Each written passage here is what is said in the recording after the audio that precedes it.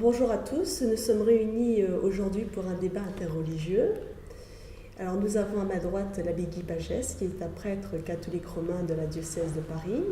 Et nous avons à ma gauche Karim, qui est un musulman converti à l'islam qui étudie les religions comparées.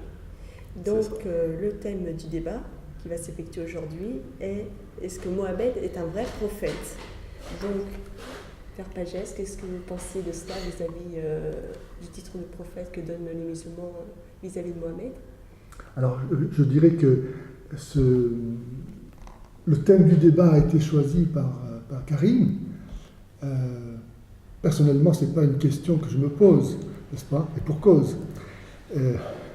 Et donc, personnellement, j'estime qu'avant de se poser cette question-là, si on suit l'ordre chronologique des choses, le christianisme existant avant l'islam, il faudrait d'abord que vous, Karim, avant de vous interroger pour savoir si Mahomet est un prophète, vous soyez sûr que Jésus n'est pas Dieu.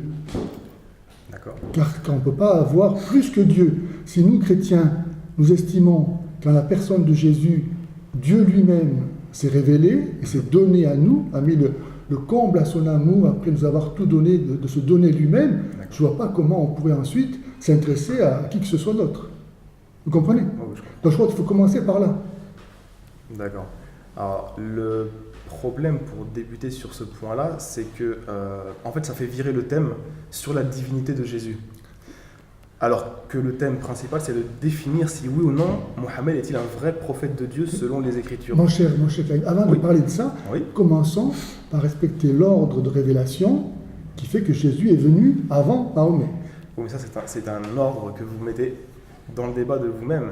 Ça m'est donné à vous comme à moi. Ça existe comme ça. Très bien. Et si moi je décide que nous partions sur définir si Mohammed est un vrai prophète de Dieu ou non. Mais avant de partir, imaginez par exemple quelqu'un vient chez vous et vous dise « ton père n'est pas ton père c'est moi ». Alors que votre père, vous avez vécu avec lui, votre maman vous a dit que c'était bien lui votre papa, vous le connaissez depuis que tout petit, et quelqu'un se présente et vous dit « c'est moi ton père, c'est pas lui, lui c'est un imposteur, c'est moi la véritable père ». Qu'est-ce que vous allez penser? Vous direz « écoute, moi je connais mon père ». Donc tu ne vas pas me dire que tu es toi mon père. Donc l'islam vient et dit, voilà, Jésus n'est pas Dieu, alors que personnellement, moi je le connais comme Dieu, et pas seulement moi, mais depuis 2000 ans, les chrétiens le confessent comme Dieu. Donc je connais le Christ. Oui. Donc avant de me parler de Mahomet, il faut commencer par me prouver que Jésus n'est pas Dieu. Sinon ça n'a pas de sens pour moi. Mais alors à ce moment-là, ce serait un débat sur la divinité, et si vous voulez, on pourrait en organiser un autre pour parler de la divinité. Mais en fait, pour définir, par exemple, si Mohammed est un vrai prophète de Dieu ou non. Ça n'a pas de sens pour nous. Mais ça a un sens dans le sens que votre écriture définit des critères prophétiques pour pouvoir définir la réalité entre un véritable et un faux prophète.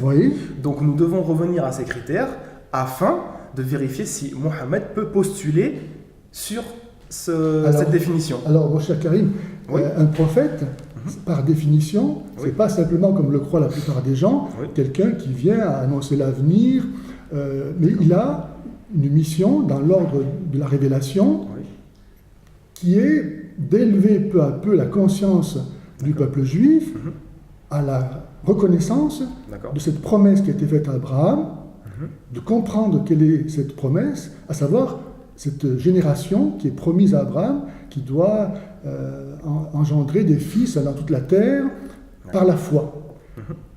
Et ces prophètes, peu à peu, ont compris que cet homme était quelque chose d'autre que notre homme. Et ont désigné le Messie. Il n'y a qu'un seul Messie dans l'histoire sainte, et c'est lui vers qui se concentre toute la prédication prophétique.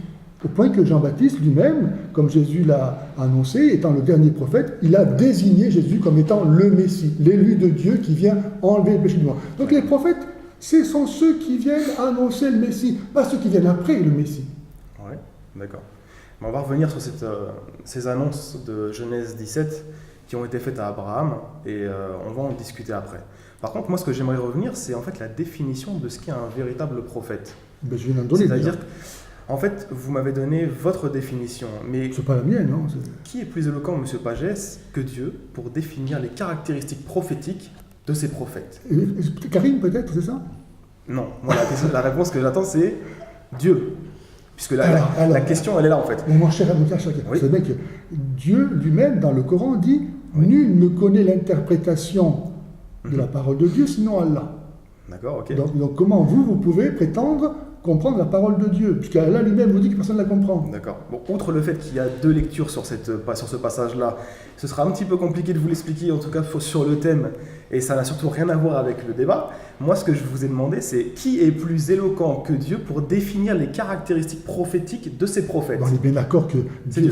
Voilà. Très bien. Le problème, c'est qu'est-ce qu'il dit? D'accord. Alors, on va y revenir. Deuxième question. Qui est plus éloquent que ces prophètes et les messagers qui rapportent les paroles de Dieu définissant les critères de ces prophètes? Doucement, parce que tout ça, tout le monde peut se proclamer prophète de Dieu, n'est-ce pas?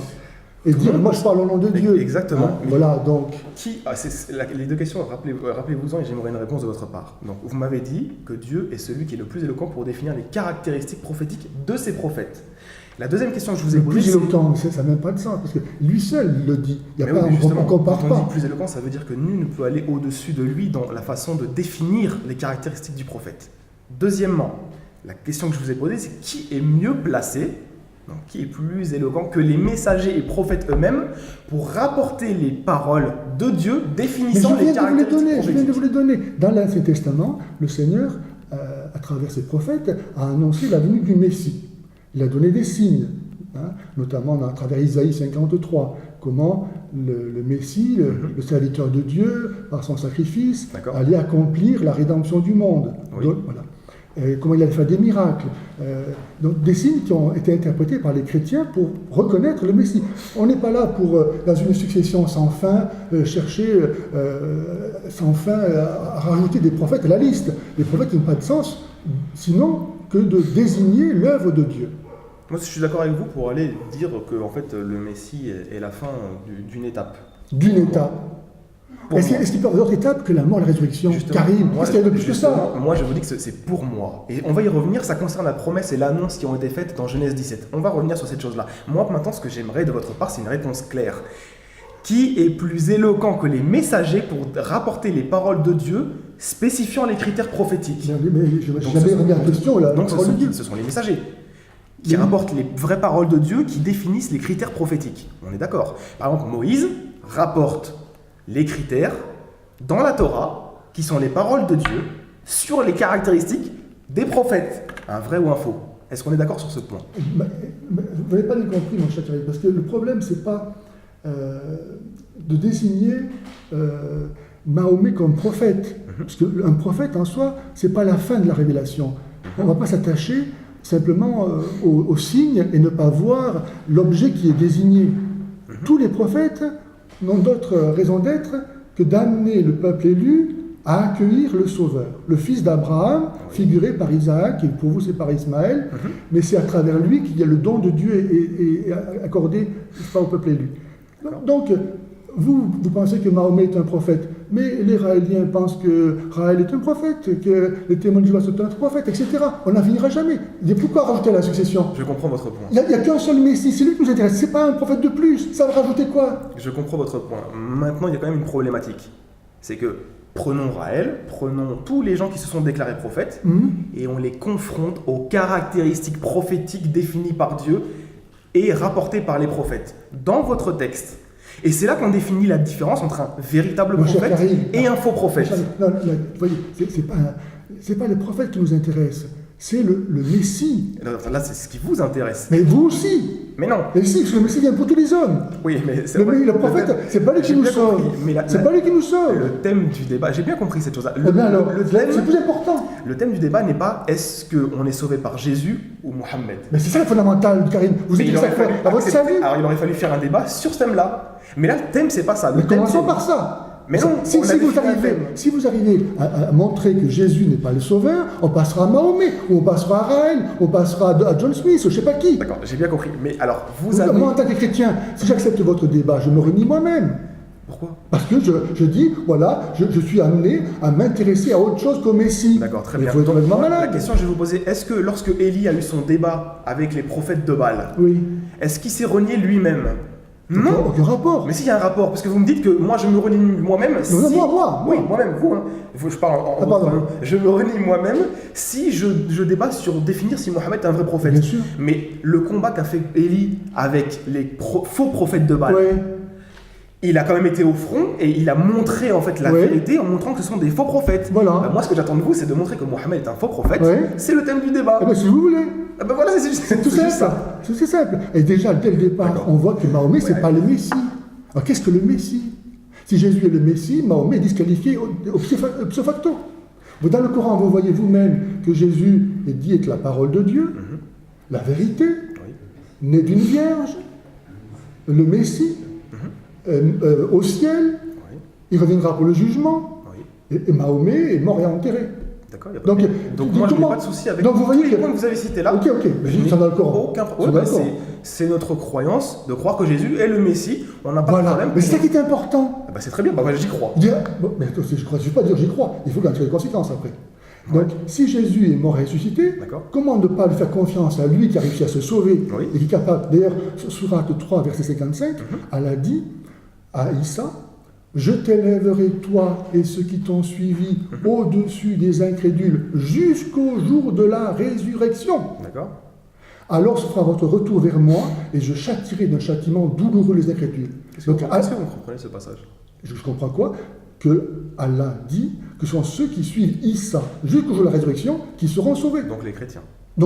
D'accord. Mais moi, j'ai un problème avec cette façon de voir et de prendre, piocher comme on veut dans le Coran, puisque un autre verset vous dit que ceux qui disent que Jésus est Dieu, ce sont des mécréants. Voilà. Donc comment est-ce que vous voulez que d'un côté Dieu valide les gens et les chrétiens jusqu'à la fin des temps, et d'un côté il vous déclare... C'est pas compliqué, mon cher Karim. Il suffit d'abroger les versets qui nous embêtent. D'accord. Et alors l'abrogation, si vous voulez, on fera un thème sur l'abrogation dans la Bible et dans le Coran. Il n'y a pas de Bible, ça n'existe pas. Ça n'existe pas. Si vous voulez, on fera quand même ce genre de débat, puisque si selon vous ça n'existe pas, pour moi ça existe. Ah bon? Voilà, très bien. Donc, c'est pas le thème du débat. C'est pas le thème pour le moment. Moi, ce que je veux, c'est qu'on revienne.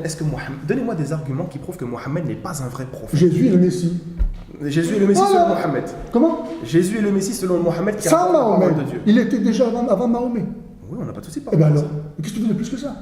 Les Juifs attendent toujours le Messie. Ils n'ont pas reconnu dans Jésus, et ça n'empêche qu'ils attendent toujours le Messie. D'accord. Donc, nous, si nous sommes cohérents avec notre histoire, on vient des Juifs, vous le prouvez assez par votre façon de vivre, et les Juifs attendent le Messie. Nous, chrétiens, nous l'avons reconnu en Jésus de Nazareth. Donc, s'occuper d'autre chose que du Messie, c'est vraiment passer à côté de l'histoire. D'accord, mais je répète en fait la question, parce que en fait, pour l'instant, on est en train de tourner autour. Donnez-moi des arguments qui prouvent que Mohammed n'est pas un vrai prophète. Je te l'ai dit, mais Jésus est le Messie. Donc pour vous, le fait que Jésus soit Messie, c'est l'argument qui... Évidemment. Très bien. Alors, moi, je vais vous poser des questions maintenant, parce que en fait, depuis tout à l'heure, comme ça tourne, il faut que ça se dynamise différemment. Moi, je vous dis que Moïse a rapporté ce qu'on appelle... Jésus n'est pas le Messie, c'est ça? Non, pas du tout. Alors, prouvez-moi que Jésus n'est pas le Messie. Mais pour moi, c'est le Messie. Eh bien alors, ça veut dire quoi le Messie? Mais ça veut dire quoi? Ceci ne rentre pas dans un critère. Ça veut dire quoi le Messie? Mais justement, la question, elle n'est pas sur le Messie. Si, tout dépend de là. Je vous ai montré que tous les prophètes sont dirigés vers l'annonce du Messie. Très bien. Moi, ce que je vous demande, c'est pas cela. Vous voulez faire... Pour vous, si vous occupez d'autre chose que du Messie, franchement. Parce que vous, en fait, votre prédication est tournée vers le Messie. Moi, c'est pas ma question. Je vous Vous demande... préférez savoir comment il faut se laver les mains et avec quel pied il faut rentrer dans les toilettes. Lorsqu'Élie a confondu les prophètes de Baal, est-ce qu'il l'a fait avec le Messie? Il n'est pas encore arrivé. Ma question n'est pas cela. Vous me dites que tous les prophètes ont dirigé vers le Messie. Et que, vu que j'ai le Messie maintenant, c'est ce qui me permet de disqualifier un prophète. Absolument. La question, c'est est-ce que lorsque il y avait les 450 faux prophètes de Baal qui ont été ensuite égorgés, la question que je vous pose, c'est lorsque Élie a fait ce débat-là et a confronté les prophètes de Baal, l'a-t-il fait avec l'idée messianique? Ou l'a-t-il fait avec un miracle au nom de Dieu, etc. Pourquoi ce serait une contradiction? C'est pas une question de contradiction. Est-ce qu'il l'a... Où ça? Il n'y a pas ça, ça n'a pas à s'opposer. Il ne l'a pas fait au nom de Jésus, on est d'accord. Il n'était pas encore incarné. Voilà, merci. Donc ce n'est pas un critère pour définir un vrai d'un faux prophète. Mais parce qu'avant le Messie et après, c'est pas la même chose. Donc, c'est à quoi qu'ils viennent sinon? C'est à quoi qu'ils viennent? Donc de Moïse à Jésus.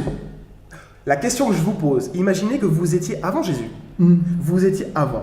Est-ce que vous auriez pu utiliser votre argument de dire que c'est le Messie qui définit un vrai d'un faux prophète pendant cette période? C'est impossible. Pourquoi? Puisque les critères prophétiques... Mais écoutez, Karim va pas jouer là. On n'est pas avant Jésus-Christ, on est après Jésus-Christ. Mais oui, mais... Bah alors, comment ça pas de se faire comme si t'étais pas venu? C'est une insulte à Dieu là. Non, pas du tout. Comment pas du tout? Bien sûr que si. C'est comme si t'étais pas venu. On revient dans l'Ancien Testament. Mais on va venir au Messie, je n'ai aucun problème. Moi, ben ce que je veux, c'est qu'on travaille sur ce qu'est un véritable prophète. On l'a dit. Prophète. On l'a dit déjà. 15 fois, je l'ai répété. C'est le Messie.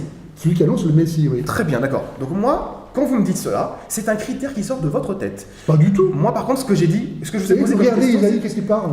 Non, mais c'est pas Isaïe qu'on revient. On revient à la base. Qui est plus éloquent que Dieu pour définir ce qui est un véritable prophète?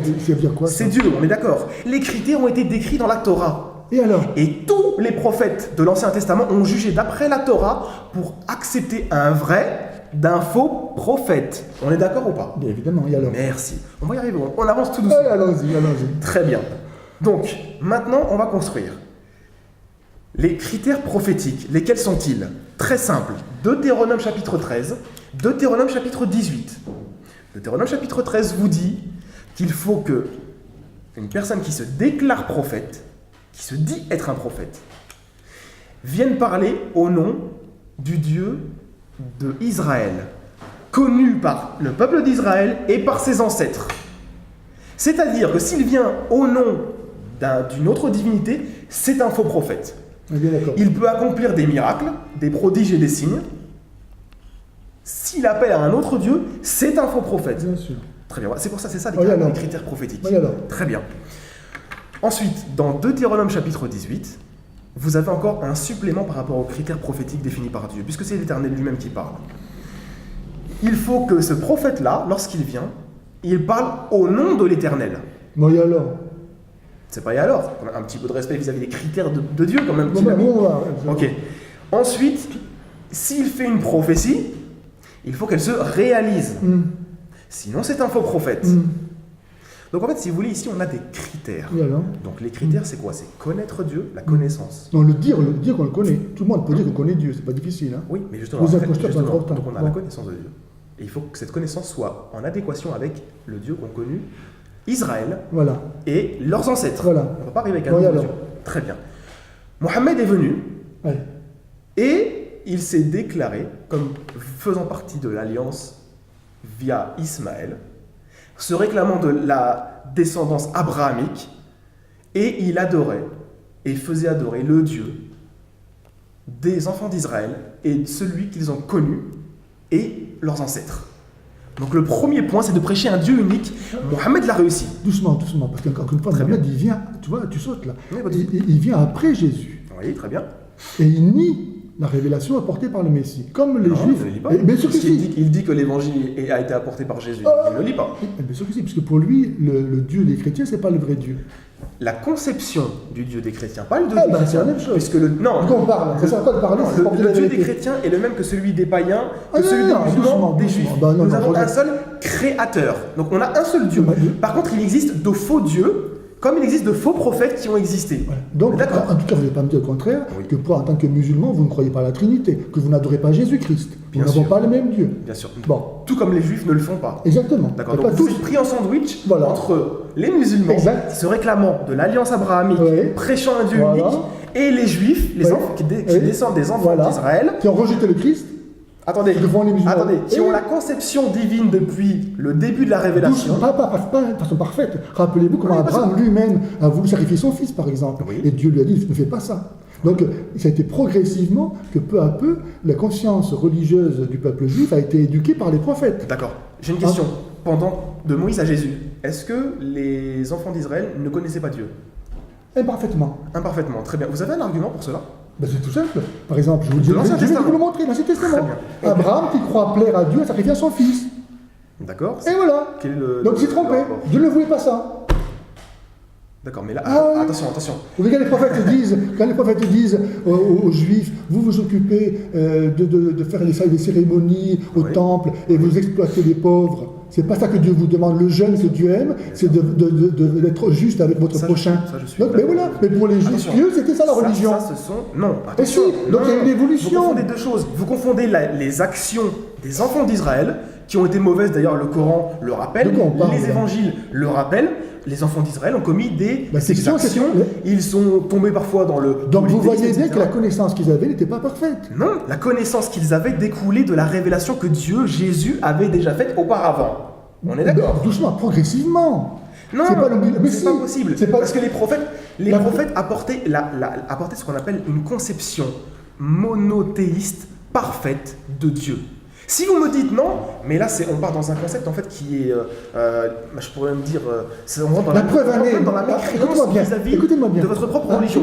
Comment cela, les prophètes n'ont pas rapporté la vérité sur Dieu? La preuve année, c'est que par exemple Moïse lui-même, il annonce qu'après lui viendra un autre prophète. Autrement dit, moi, ce que je vous ai donné, c'est pas suffisant. Ah non, c'est faux. Comment c'est faux? Mais c'est faux.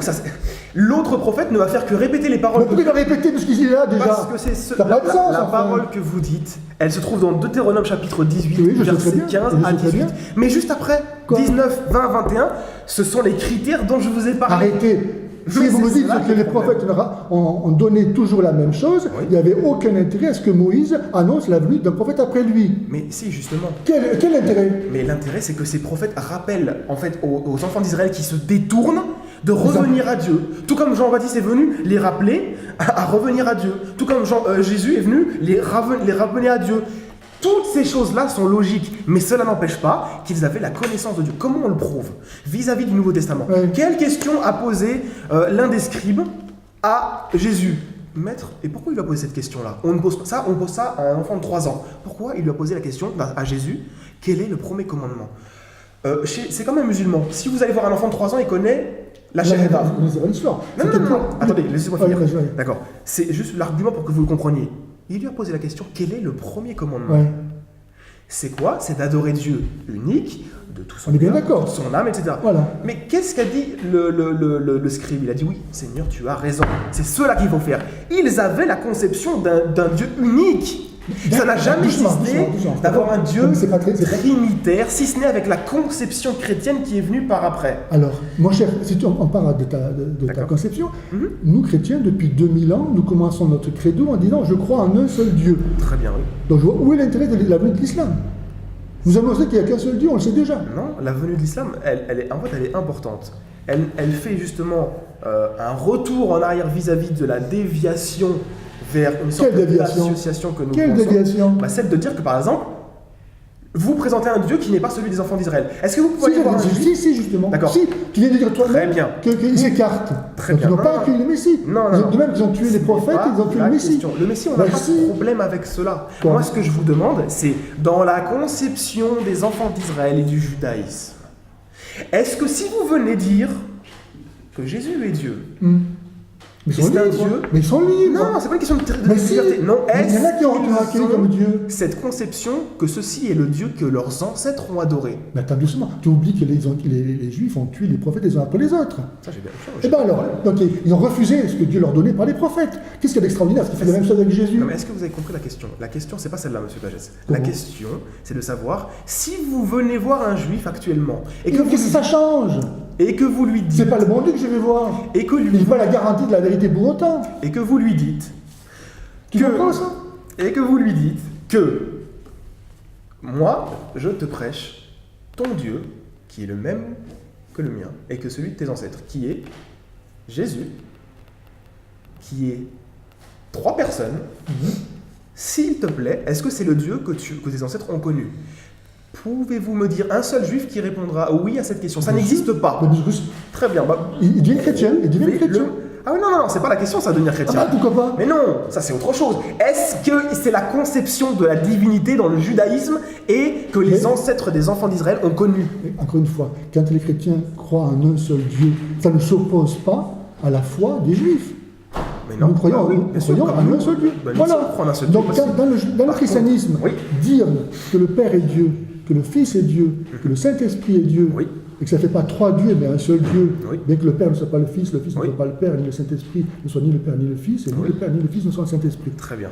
Donc c'est incompréhensible, mais ce n'est pas contradictoire avec l'affirmation de l'unicité de la nature divine. Très bien. Là, Donc on ne peut pas opposer. Vous venez de dire une chose, en fait, sans le vouloir, qui va justement expliquer votre problématique. Vous me dites, en fait, la Trinité, c'est une chose incompréhensible. Stop. Ça contredit deux choses. La première, ça contredit justement la connaissance. Si c'est incompréhensible. Il n'avait pas il a que ça, c'est de l'unicité de Dieu, il n'a pas autre chose. Si c'est incompréhensible, selon vos mots, oui, donc ce n'est pas le Dieu qu'ont connu les enfants d'Israël, la connaissance. D'ailleurs, Jésus dira... La connaissance de son unicité, je vous rappelle, Oui, très bien, pas j'ai de bien son compris. être. Non, il n'y a pas de problème par rapport à ça. Alors, Mais vous me dites que c'est incompréhensible. la Trinité. Donc, on ne peut pas mais avoir heureusement, connaissance. Karim, heureusement que c'est incompréhensible. Sinon, ça veut dire que Dieu est à ton niveau. Très bien. Non, moi, Tu devrais louer les chrétiens d'être capables d'affirmer que Dieu est plus grand que nous. Mais vous n'avez pas compris. Je suis d'accord avec vous de dire que la Trinité est incompréhensible. Bon. Alors, oui, je suis tout à fait d'accord. Et donc, Mais par contre, ce que je ne comprends pas, c'est que c'est une contradiction. Non, D'un pas côté, contradiction. c'est incompréhensible, et de l'autre côté, vous me dites que c'est, regardez, incompréhensible, Ouais. connaissance. Hein? Comment est-ce qu'on fait pour allier les deux? C'est Voilà. incompréhensible. C'est le mystère du Christ qui est uni dans sa propre personne divine, la nature divine et la nature humaine. Il peut être compris en tant qu'il est homme, Oui. et il ne peut pas être compris en tant qu'il est Dieu. D'accord. C'est le mystère du Christ qui réunit le D'accord. compréhensible et l'incompréhensible. D'accord. Voilà. Donc, Tu vois, mystère, doucement. incompréhension. Attends, c'est pas fini. Et en face, j'ai connaissance. Dieu vous dit que ce soit...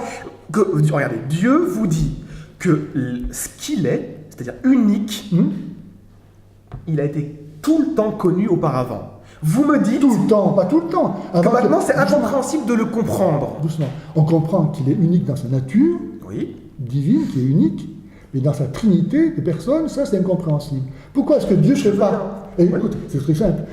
Avant que le peuple juif soit monothéiste, il n'y avait pas de peuple monothéiste sur la terre. Avant que le peuple juif n'était pas monothéiste. Voilà. Mais c'est faux. Comment non, c'est pas faux. Mais avant les enfants d'Israël, il y avait qui? Mais il y a toutes sortes de gens qui Non, étaient non. polythéistes. Non, stop. Comment Israël, c'est qui? Qui est Israël? Il y a Qui est alors- Israël? Oui, alors. Non, c'est une question que je vous pose. Oui. Vous savez ou vous savez pas? Oui. Vous savez ou pas? Quel rapport avec le peuple Vas-y. Mais non, je sais pas. Vous savez ou pas? Tu te fous de moi ou quoi? Donc vous savez pas. Donc, vous ne savez pas qui est Israël? Non. Israël et Jacob. Voilà. D'accord. Et Jacob, Ouais. avant lui, il y avait qui? Il y avait Isaac. Ouais. Avant Isaac, il y avait qui? Il y avait Abraham. Ouais. On est d'accord. Ouais. Donc Israël est là. Ouais. Tous ceux-là. Ouais. Il faut rajouter Noé. Il faut rajouter Adam. Mais tous ces gens-là, Ouais. ils étaient donc polythéistes selon vous. C'est ce que vous venez de m'affirmer. Je parle de peuple, je parle pas d'individu. Oh, mais mon Dieu, vous avez un peuple avec eux. Quel peuple? Et c'est pas de peuple. Et non? C'est nouveau. Mais c'est pas nouveau, tu vois, tu connais même pas l'histoire. Moi, non, alors moi, ce que je veux, oublions l'histoire. Prenons la Bible. Arrête. Maintenant, Arrête. quand même. C'est pas sérieux. Là, c'est vous qui n'êtes pas sérieux. Tu parles de peuple, tu peux pas nier ça, le peuple Il n'y a eu juif, aucun peuple avant le peuple d'Israël qui était monothéiste. monothéiste. Voilà, Très bravo. bien. Donc en fait, les prophètes qui étaient avant et qui prêchaient à des peuples, ils étaient là pour faire quoi? Décorer? Le prophétisme, ça appartient typiquement à l'histoire d'Israël. Tu ne trouveras nulle part ailleurs. Eh non, oui, Monsieur Pagès. eh oui. Et vous avez fait quand même le séminaire vous avez quand même fait le séminaire de prêtrise, Monsieur Pagès, il faut quand même être Et alors, sérieux. et alors Si vous me dites que C'est toi qui es pas sérieux. avant Israël, Ouais. il n'y avait pas de prophète, Non, je me disais, il n'y a pas de peuple. mais là vous voulez me dire qu'il n'y avait pas de prophète. Oui, il n'y avait pas de prophète. c'est Très tout. bien, donc Oui. Abraham dans la Genèse... C'est pas un prophète.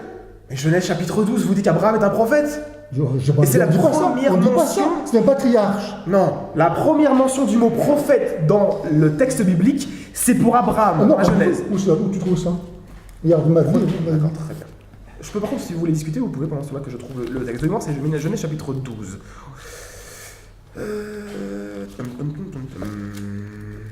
Mais c'est bizarre que vous ne connaissiez pas ces choses quand même. Mhm. Le prophète Abraham, c'est musulman, ça, c'est pas chrétien. Ouais, c'est vrai, ouais. Vocation d'Abraham, quitte son peuple,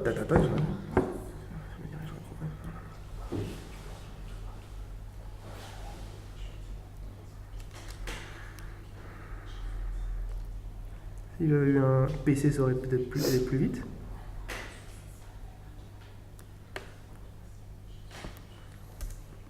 Non, mais je te dis, tu ne trouveras pas. Si. Non. Si. Ça n'existe pas. D'accord. C'est pas grave. On va faire je ferai une. Oussama, si tu as la possibilité de regarder sur internet, tu peux me trouver le passage qui parle de Abraham étant un prophète, c'est Genèse, soit c'est chapitre, en fait c'est de 12 à 15. Il y a un des trois. Ça veut dire quoi pourtant le Messie? Ça veut dire quoi? Le Messie, c'est-à-dire que c'est l'apothéose prophétique de l'alliance des enfants d'Israël. Voilà. Donc si c'est l'apothéose, il y a plus rien au-dessus. De l'alliance des enfants d'Israël. Et alors? Mais il y a autre chose après derrière. Quoi d'autre? Ah ben justement, c'est ce que je voulais qu'on ouvre après. Mais non. Avant de l'ouvrir, Bon. il faut qu'on finisse sur ces caractéristiques prophétiques. Donc vous n'avez rien à reprocher à Mohammed. Comment? Donc Mohammed, vous n'avez rien à lui reprocher. Tu rigoles quoi? Donc pour dire que c'est un faux prophète, il faut affirmer des choses quand même, monsieur Pagès. D'accord, qui peut venir après le Christ sinon l'Antichrist? Oui, mais ça, ce n'est pas un argument. Ah non, c'est pas l'argument, Non, avec c'est quoi pas ça. encore? Tu as trouvé le passage? Qui n'est pas avec moi et contre moi, dit Jésus. C'est tout simple. Oui, mais je dis, on n'a pas de problème avec cette chose-là. Mais c'est le problème. Écoute-moi bien. Écoute, je pense que tout le peuple juif a été préparé à recevoir le Messie. Oui, ça je suis d'accord. Et bien alors, une fois qu'il est là, qu'est-ce que tu veux d'autre? Le peuple juif, d'ailleurs, regarde bien, quand Jésus est arrivé, le peuple juif, à cause de son incrédulité, comme Jésus l'avait annoncé, a été dispersé. D'accord. Le temple a été rasé. Oui. En châtiment de son incrédulité. D'accord. Et depuis 2000 ans, ils n'ont plus ni prophète, ni temple, ni prêtre. Autrement dit, terminer l'ancienne alliance. Oui. Maintenant, on est rentré dans une nouvelle alliance qui n'est plus de la chair, mais de l'esprit, qui n'est plus de la loi, mais de la grâce. D'accord. Et toi, tu voudrais revenir à l'Ancien Testament. Ah non, pas du tout. Ça sert à quoi? Ah non, je suis pas tu reviens à ça? Non, je suis pas revenu à ça. Si tu reviens à ça. Je suis revenu à l'Ancien Testament pour prendre les caractéristiques d'un prophète. Mais puisque le Messie est là! Le prophète est là pour t'annoncer que le Messie est là! Le problème, c'est que ce que vous ne comprenez pas, c'est, en fait, je crois que c'est le débat. Vrai prophète ou faux prophète? Pour dire que Mohammed est un vrai ou un faux, il faut tirer les arguments des Écritures. Oh là là, bon écoute, Karim, je sais pas, il y a un truc qui va pas. Mais non, mais en fait, c'est très clair. Je vous ai cité Deutéronome 13-18 qui définit ce que c'est qu'un vrai faux prophète. Quand, par exemple, Jérémie était face à Anania, dans Jérémie 28, qu'est-ce qui a fait qu'il a été montré que c'était un faux prophète? Il n'avait pas réalisé sa prophétie. Voilà, par exemple. Et alors, donc, comment on revient à cela? C'est ce qui a montré qu'il était un faux prophète. Et ensuite, il est mort, Anania. Bon.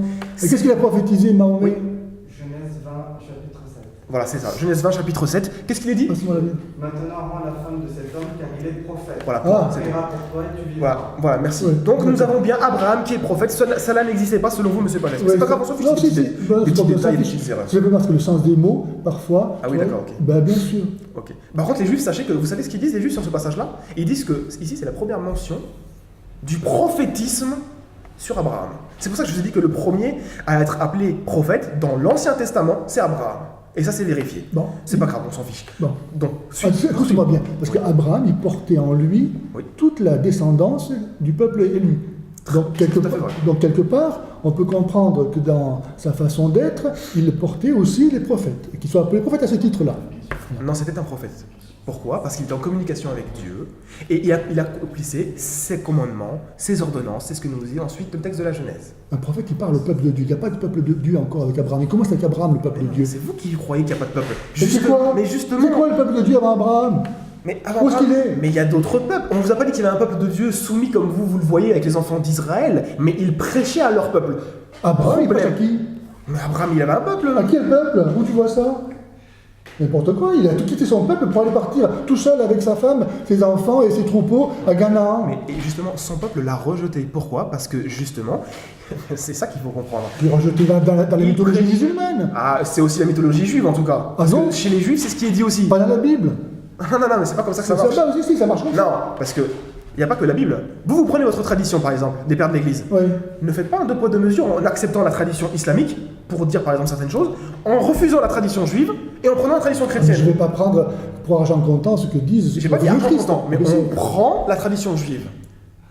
Celle qui est. Non, c'est la loi des prophètes. Le fondement de la foi. Oui. Voilà. C'est pas les discours de rabbin tel et de rabbin machin. Hein. Attention, Jésus a dit que les scribes et les pharisiens sont assis dans la chair de Moïse. Écoutez, regardez bien ce qu'il dit. Écoutez ce qu'ils disent. Stop, on s'arrête.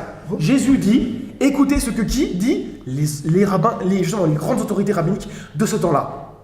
Et ne faites pas ce qu'ils font. Pourquoi? Parce qu'ils disent et ils ne font pas. Voilà.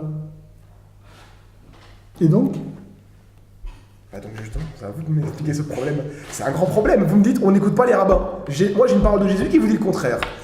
Concernant la Torah orale, Jésus, dans ce même chapitre, chapitre 23. On va y revenir. Je vais vous laisser parler. Doucement, les rabbins Oui.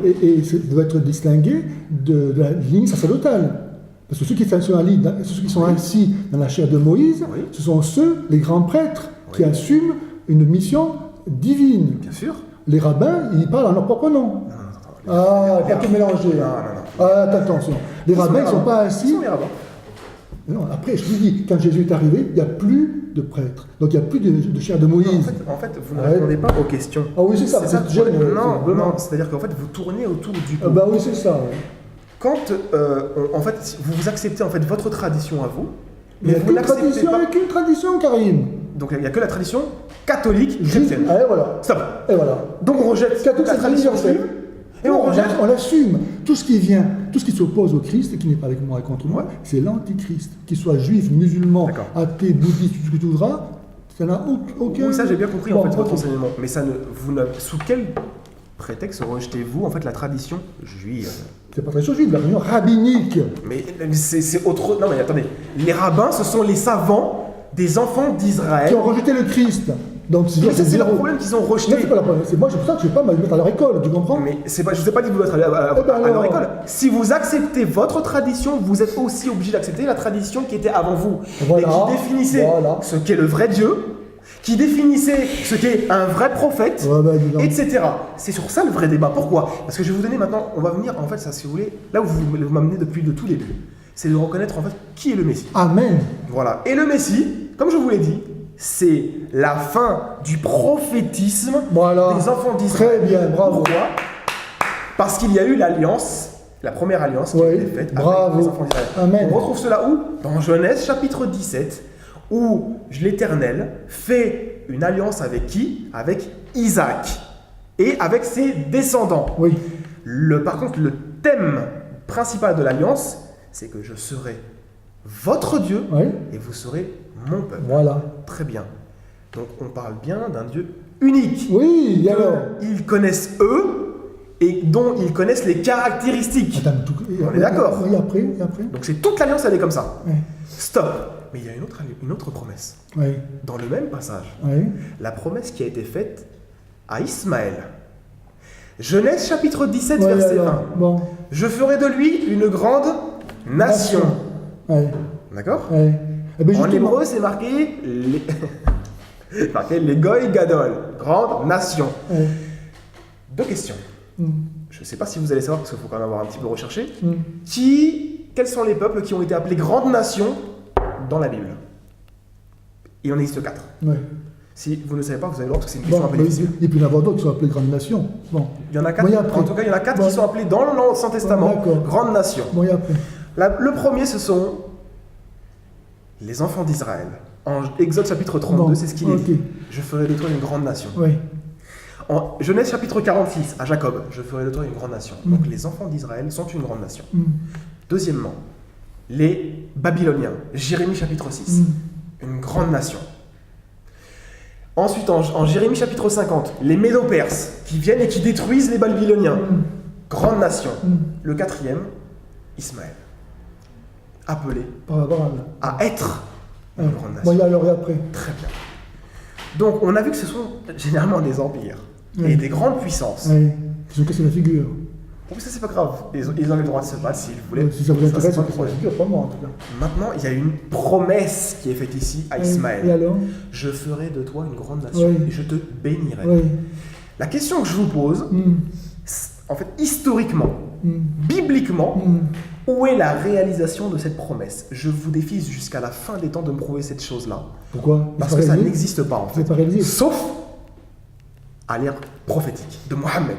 Ah oui, c'est ça. Ah oui. Mais c'est toi qui as féru donc des rabbins, tu devrais savoir que Rabbi Rashi Oui. a dit que justement cette postérité promise à Ismaël, Ouais. de ces 12 rois, Oui. n'est-ce pas, était passagère comme les nuages dans le Oui. ciel. n'est-ce Oui, pas? c'est un commentaire qu'il a fait en fait. Pas mal, hein? Toi qui aimes les rabbins. C'était pas mal, mais sauf qu'en fait, lui, Rachi est du 11e siècle. Ouais. Mais de son temps, il y avait d'autres rabbins qui étaient aussi Ah calés que lui. ben voilà. Et qu'est-ce qu'ils ont dit? Qu'est-ce qu'ils ont fait alors avec ça? Qu'est-ce qu'ils ont dit? Moi, c'est une question très importante. Une grande nation, mon cher ami, écoute-moi bien. Non, attendez. Écoute-moi bien. Je veux finir vous avez lancé le rabbinisme et Rachi. Je veux vous répondre sur ce point-là. En fait, c'est mieux de ne pas, c'est bien de ne pas sauter en fait de thème. Donc voilà. Bon, alors. Nous avons le rabbi Bechai. Revenons donc. Non. Le rabbi Bechai, qui est un rabbin d'Espagne du XIIIe siècle. Comme ça ne vous intéresse pas, on a dit, c'est pas la peine. Ah non, moi ça m'intéresse. Non, c'est pas ça. Ça vous intéresse pas, non, tu sais bien. On a été à une grande nation. Pour toi, c'est ça qui est important. Voilà. Et bien justement. Bon, alors, qu'est-ce qu'on fait avec ça? Avec cette grande nation-là, on va voir ce qu'ont dit les détenteurs des écritures principales. Parce que vous m'avez cité Rachi comme argument pour refuser ce texte-là. Très bien, moi je vais vous citer. Non, je peux autorités rabbiniques d'interprétation. Non, vas-y. Bon, alors. Laissez-moi finir sur ce point. Le rabbi Bechai était un grand rabbin du XIIIe siècle d'Espagne. Fin exégète, une des grandes autorités rabbiniques, vous pouvez vérifier. Il était disciple du Rashba. C'est un acronyme de Rabbi Shlomo ben Aderet. Disciple du grand Nachmanide. Bon, il a repris. Attention, on parle de Nachmanide. C'est une autorité, le Ramban. Ah, d'accord. Très bien. Il dit au nom de Rabbi Hananel ben Chouchiel, qui est un rabbin, un exégète et la plus grande presque autorité de son siècle, qui est du XIe siècle en Tunisie, il dit, donc regardez, Rachi est du XIe siècle, le rabbi Hananel est du XIe siècle. Regardez ce qu'il dit. Il dit, à propos de Genèse, chapitre 17, verset 20, de la promesse qui est faite à Ismaël, vous trouvez ça dans le commentaire du Chumash, donc c'est-à-dire des 5 livres de la loi aux éditions Edmond Safra, à la page 79. Nous voyons l'accomplissement de cette promesse qui a mis 2333 ans à se réaliser avec l'essor de l'islam. Il dit ça. Il dit cela. Et alors? Donc nous avons les grandes autorités rabbiniques ici, qui vous disent que la promesse... C'est pas la parole de Dieu. Ah non, c'est pas mon problème ça, parce que vous avez utilisé quand même le rabbin pour disqualifier ce passage-là. Non, mais c'était une blague, c'était une blague, monsieur Pagès, c'était très marrant. Ben bien sûr que c'est une blague. Monsieur Pagès, vous avez utilisé un argument, cet argument se retourne contre vous parce que j'utilise les mêmes autorités rabbiniques pour vous prouver que justement... Écoute-moi, mais là c'est une autorité rabbinique qui dit que la promesse, donc c'est les musulmans, c'est l'islam, ben, je regrette, parce que si pour les Juifs, la descendance charnelle avec Abraham par Isaac, c'est le critère de leur appartenance au peuple élu, pour les musulmans, ça tombe à côté. Parce que tous les musulmans ne sont pas de race arabe. Ah, ça n'a rien à voir. Ah, ben faut les savoir. Ah non, ça n'a rien à voir. Faut les savoir. Si tu te revendiques d'Ismaël par la chair... Moi, je suis l'exemple type. Je suis ce qu'on appelle un pur français, non, tu mélanges avec des origines un peu espagnoles. Tu sais pourquoi? Parce qu'à l'origine de l'islam, il y a une confusion entre la relation au christianisme, comme le Coran en témoigne par la présence de Jésus, qui est exceptionnelle, qui est incomparable avec la présence de Mahomet, dans le texte même du Coran, et puis le désir de rester juif, d'où l'attachement aux pratiques et aux préceptes judaïques. D'accord. Et donc ce sont ces deux éléments qui se trouvent en contradiction, qui expliquent qu'on se trouve aujourd'hui avec cette explication du peuple annoncé à Ismaël, revendiquée par les musulmans, qui cependant, eux, revendiquent leur appartenance en vertu de la foi musulmane, et non pas de leur appartenance à la race arabe. Il faut les savoir. Il y a deux choses différentes. Tu entends ça? Il y a deux choses. Je vous ai dit, Karim, je suis musulman ça et je suis ce qu'on appelle un mais français écoute-moi, converti. Karim, moi je me rattache à Abraham, pas par Isaac, qui sont moi chers. je me rattache. Mais non, c'est pas une question de chair. Je me rattache à Abraham vis-à-vis d'Ismaël, de sa descendance et du prophète qui est sorti justement de cette nation. Mais il faut sortir pour faire. Pourquoi faire? Alors on va y venir. Mais par contre, j'aimerais d'abord que vous... Dire que Dieu est unique, mais nous ça fait 2000 ans qu'on le dit. Par contre, vous dites qu'il est unique mais trinitaire. Mais ce n'est pas le Dieu que les enfants d'Israël ont prêché et ont connu. Mais bien sûr que si. Donnez-moi un argument. Donnez-moi un argument que les enfants d'Israël ont connu un Dieu trinitaire. Mais tous les apôtres étaient juifs, la Vierge Marie était juive. Je vous demande, parmi les enfants d'Israël venus avant Jésus, prouvez-moi, s'il vous plaît, que Jésus, que les prophètes ont annoncé un Dieu trinitaire. Mais c'est tout simple. Ça n'existe pas. Chapitre 18 de la Genèse. Non, ça c'est une interprétation chrétienne vis-à-vis des enfants. C'est le texte lui-même. Mais non, monsieur Pagès. Le texte lui-même. Donnez-moi un prophète. Je te le donne. Très bien. Deux choses. Donnez-moi un prophète qui a utilisé cet argument pour montrer que c'est un prophète trinitaire. Il n'y en a pas. Donnez-moi un apôtre, non, le Nouveau Testament. Oui. Est-ce que quelqu'un a utilisé cet argument de Genèse 18 Mais alors, pour montrer que c'est un tout Dieu n'est pas trinitaire? dans le Nouveau Testament. Mais si tout à l'heure vous m'avez dit tout était dans la Bible. Je dis pas souvent qui dit ça, non? non. Regardez la vidéo, vous Oui, m'avez oui, tout ce que dit. tu Vous voyez, crois. ah non, Ah non, tout ça, est dans c'est la pas Bible. moi. Si, c'est quand j'ai parlé justement de la tradition rabbinique, vous m'avez dit non, Ah, si, on garde la Bible. Comment? C'est quand j'ai parlé de la tradition rabbinique, vous m'avez dit non, on garde la Bible. Voilà. C'est pas comme J'ai ça. pas dit que tout est dans la Bible. Ça, c'est marqué dans le Coran, que tout est dans le Coran. C'est Allah qui le dit, mais c'est pas marqué dans la Bible. Jésus dit. Non, ce n'est pas non plus marqué dans le Coran. Si, je peux te donner les références si tu veux. C'est pas grave. Si, Allah dit qu'il a tout écrit dans le Coran. Oui, mais Tout c'est- dans le Coran. Oui, mais il y Alors, a d'autres c'est pour ça que passages. vous allez chercher des hadiths. Mais non. Mais si. Vous ne croyez même pas à votre parole. Non, c'est surtout que vous ne l'avez pas compris. C'est pas Ah, grave. c'est ça. Monsieur Pagès, c'est mieux comme ça on ne s'éparpille pas.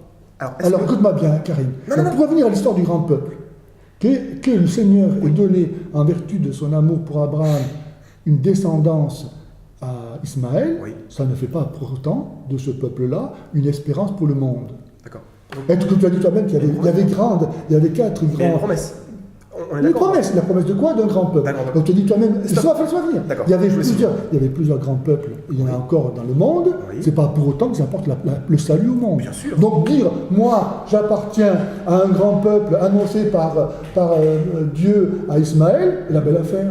Il y en a eu d'autres grands peuples dans le monde. Très bien. C'est pas pour autant qu'ils auraient été sauvés. Et est-ce que vous Tu pouvez... entends ça, Karim? D'accord. Et Très alors bien.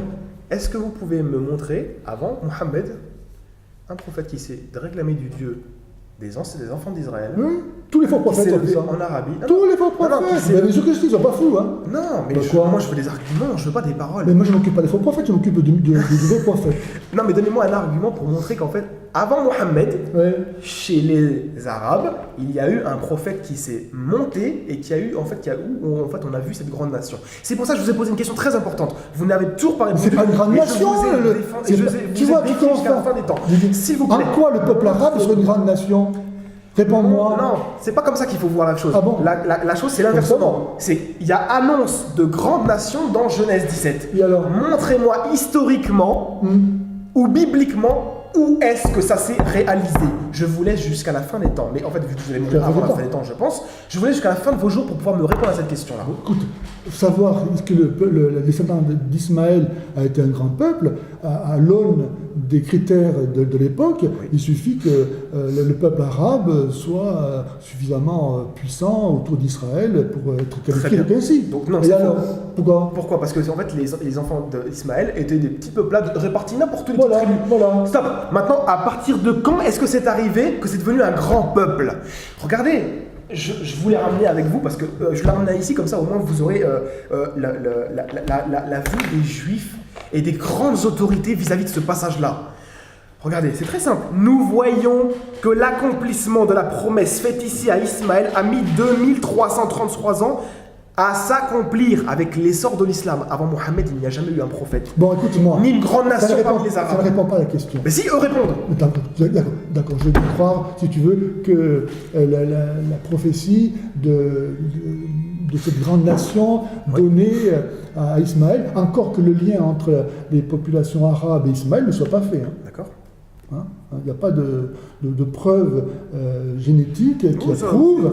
Ça, on pourra faire, si vous voulez, un débat sur l'ascendance Voilà. de Mohammed vis-à-vis Voilà. d'Ismaël. Il n'y a aucune preuve de ça. Il n'y a aucun problème pour Il poser cette chose-là. n'y a aucune preuve. En tout cas, aucune preuve. vous ne répondez Donc, pas à la si, question. parce que le peuple musulman, il est issu donc, de la prédication de Mahomet, Oui. et donc il devrait se rattacher par Mahomet Oui. à Ismaël. Or, il n'y a aucune preuve historique de ça. Mais ça, c'est ce Ah, que voilà. vous dites.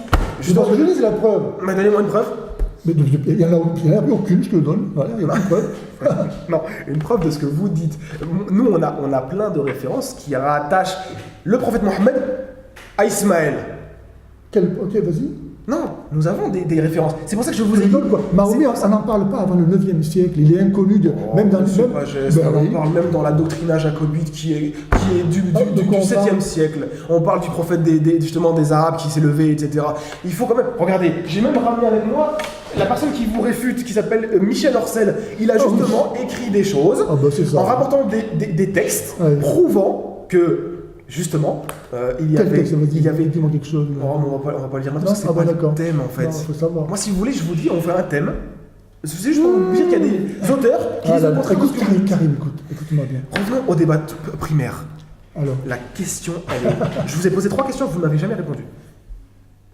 Les critères prophétiques annulent-ils Mohammed comme un vrai prophète? Oui. Donnez-les-moi. Je vous ai donné les critères. Je vous l'ai dit, Jésus est le Messie. Ce n'est pas un argument. Ah bah. Ça, c'est un argument sorti de votre tête, et là, je vous allez au-dessus de Je te le dis, je vous en donne un autre, si tu veux. Un vrai prophète, oui. Il n'est pas en contradiction avec ceux qui l'ont précédé. C'est ce que d'ailleurs même dit le Coran lorsqu'il dit que voilà. Mohammed, je ne suis pas une innovation parmi les messagers. Mahomet contredit l'enseignement du Christ. Il ne le contredit pas. Jésus ne croit pas à la Trinité, par exemple. Ah, mais Jésus n'a jamais prêché la Trinité. Ah, bah, c'est l'Évangile, mon Dieu. Mais je l'ai lu 1 million de fois, l'Évangile. Et je ne suis jamais arrivé. Tu n'as pas vu la Trinité là-dedans? Je ne suis jamais arrivé à la Trinité. Tu n'as pas vu la Trinité? Je ne suis jamais dans l'Évangile. Mais là, le problème, c'est que il y a des poils dans les yeux, c'est pas possible. D'accord. Mais si vous me parlez de Jésus, il faut me parler aussi des autres prophètes d'avant. Ont-ils prêché la Trinité? Et bien sûr. Bien sûr. Bien sûr. Par exemple. Un argument. Voilà. Tu vois, dans le temple, Isaïe, quand il voit le Seigneur dans son temple, les anges, chapitre 6, ok, très bien. chantent 3 fois, par exemple, Saint, Saint, Saint est le Seigneur. D'accord. Donc Saint, Saint, Saint, c'est le Père, le Fils et le Saint-Esprit. Voilà, par exemple. Très bien. Pourquoi, si Dieu est unique, est-ce qu'il faut l'acclamer par 3 fois la mention de sa sainteté? Mais ce n'est pas un argument, ça. Ah ben non, pourquoi? Mais si ça avait dit 7, ça serait été quoi alors? Mais je pourrais... Si j'avais clamé 7 fois, c'est qu'il y avait 7 personnes ou pourquoi vous voyez des personnes dans des mots où il y a marqué Saint, Saint, Saint, le Seigneur? Voilà. Unique. Ah, voilà. Unique. Donnez-moi un prophète qui a donné la Trinité avant. Ça n'existe pas. Mais si, ça existe. Revenez, s'il vous plaît, M. Pagès, au thème principal. Là, vous déviez sur la divinité de Jésus. Mohammed est-il un vrai prophète? A-t-il les caractéristiques prophétiques ou non? Et ensuite, historiquement et bibliquement, où est-ce que la promesse s'est réalisée si ce n'est par Mohammed au 7e siècle avec l'essor de l'islam et les grandes autorités rabbiniques qui le confirment? La promesse donc d'Ismaël, mais ce n'est pas la promesse d'Ismaël qui nous intéresse. Est-ce qu'elle s'est réalisée avec l'arrivée Mais d'accord, au moment de Mohammed? Mais tout ce que tu veux. Vous êtes d'accord? Très bien, donc le débat est clos. Pourquoi? Parce que la promesse est donnée par l'exemple d'Isaac, pas d'Ismaël. La première alliance a été faite. Ismaël, il a un lot de consolation. Mais, un lot de consolation. C'est le fils, Ismaël, c'est le fils de l'esclave. Oui, et alors donc ça veut dire que symboliquement, typologiquement, oui. Il est le fruit de la génération charnelle. Il n'a pas... Ça n'a rien à voir. Comment ça? Il y a une promesse qui est faite. Je vais vous poser d'autres questions. Doucement. Donc Abraham, il a 2 fils. C'est pas pour rien. Il a un fils qui est issu de la promesse de Dieu, qui est né miraculeusement d'une femme qui était stérile et d'un homme qui avait 90 ans ou 100 ans. Ouais. Hein? Donc c'est ça, c'est la figure de la vraie descendance d'Abraham, qui est le fruit de la foi, comme Abraham a eu foi dans ce miracle que Dieu lui a annoncé, en vertu de ça. Donc il a reçu cette génération d'Isaac conçue miraculeusement.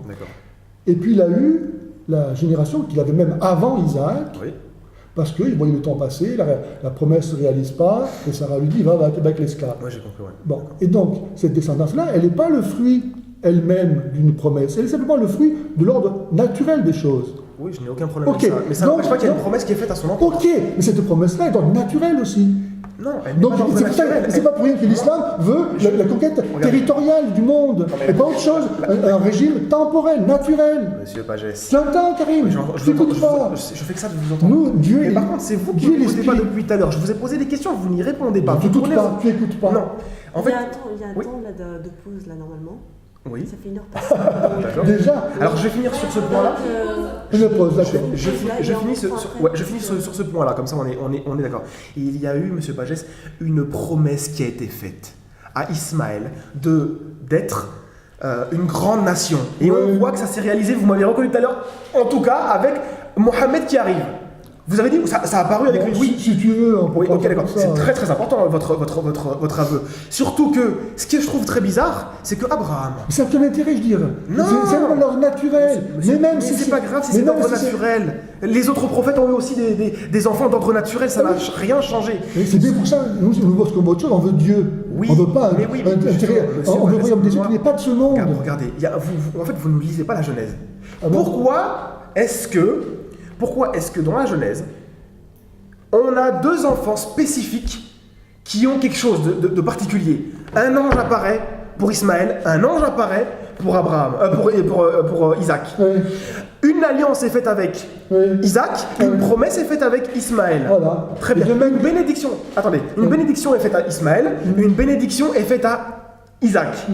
Très bien. Mais quelle est la meilleure? Attends, il n'y a pas de meilleure. Ah, si. Pourquoi? Non, il y a une première et une deuxième. Pourquoi est-ce que Abraham a ensuite eu 6 enfants avec Ketura, une autre femme, même si les Juifs disent que c'est encore Hajar qui est revenu? Pourquoi il n'y a rien de spécial pour ces enfants-là? Très simple à répondre. Parce qu'il y avait quelque chose de prévu dans le plan de Dieu vis-à-vis de ces 2 enfants spécifiques. Bien sûr. Lesquels sont-ils?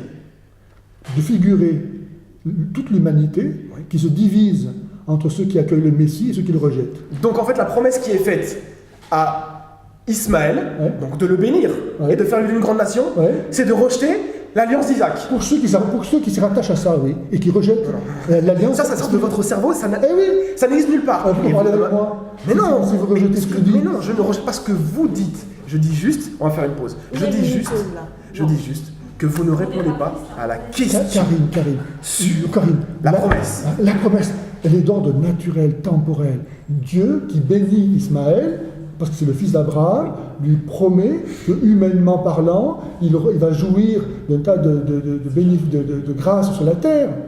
Mais ça ne vous intéresse pas, ça. C'est pas suffisant. Mais je n'ai pas d'argument des Écritures. Tu peux faire une pause. Il n'y a pas d'argument des Écritures pour annoncer cette chose-là. On fait une pause et on se retrouve. L'argument, c'est qu'il n'y a pas de promesse spirituelle.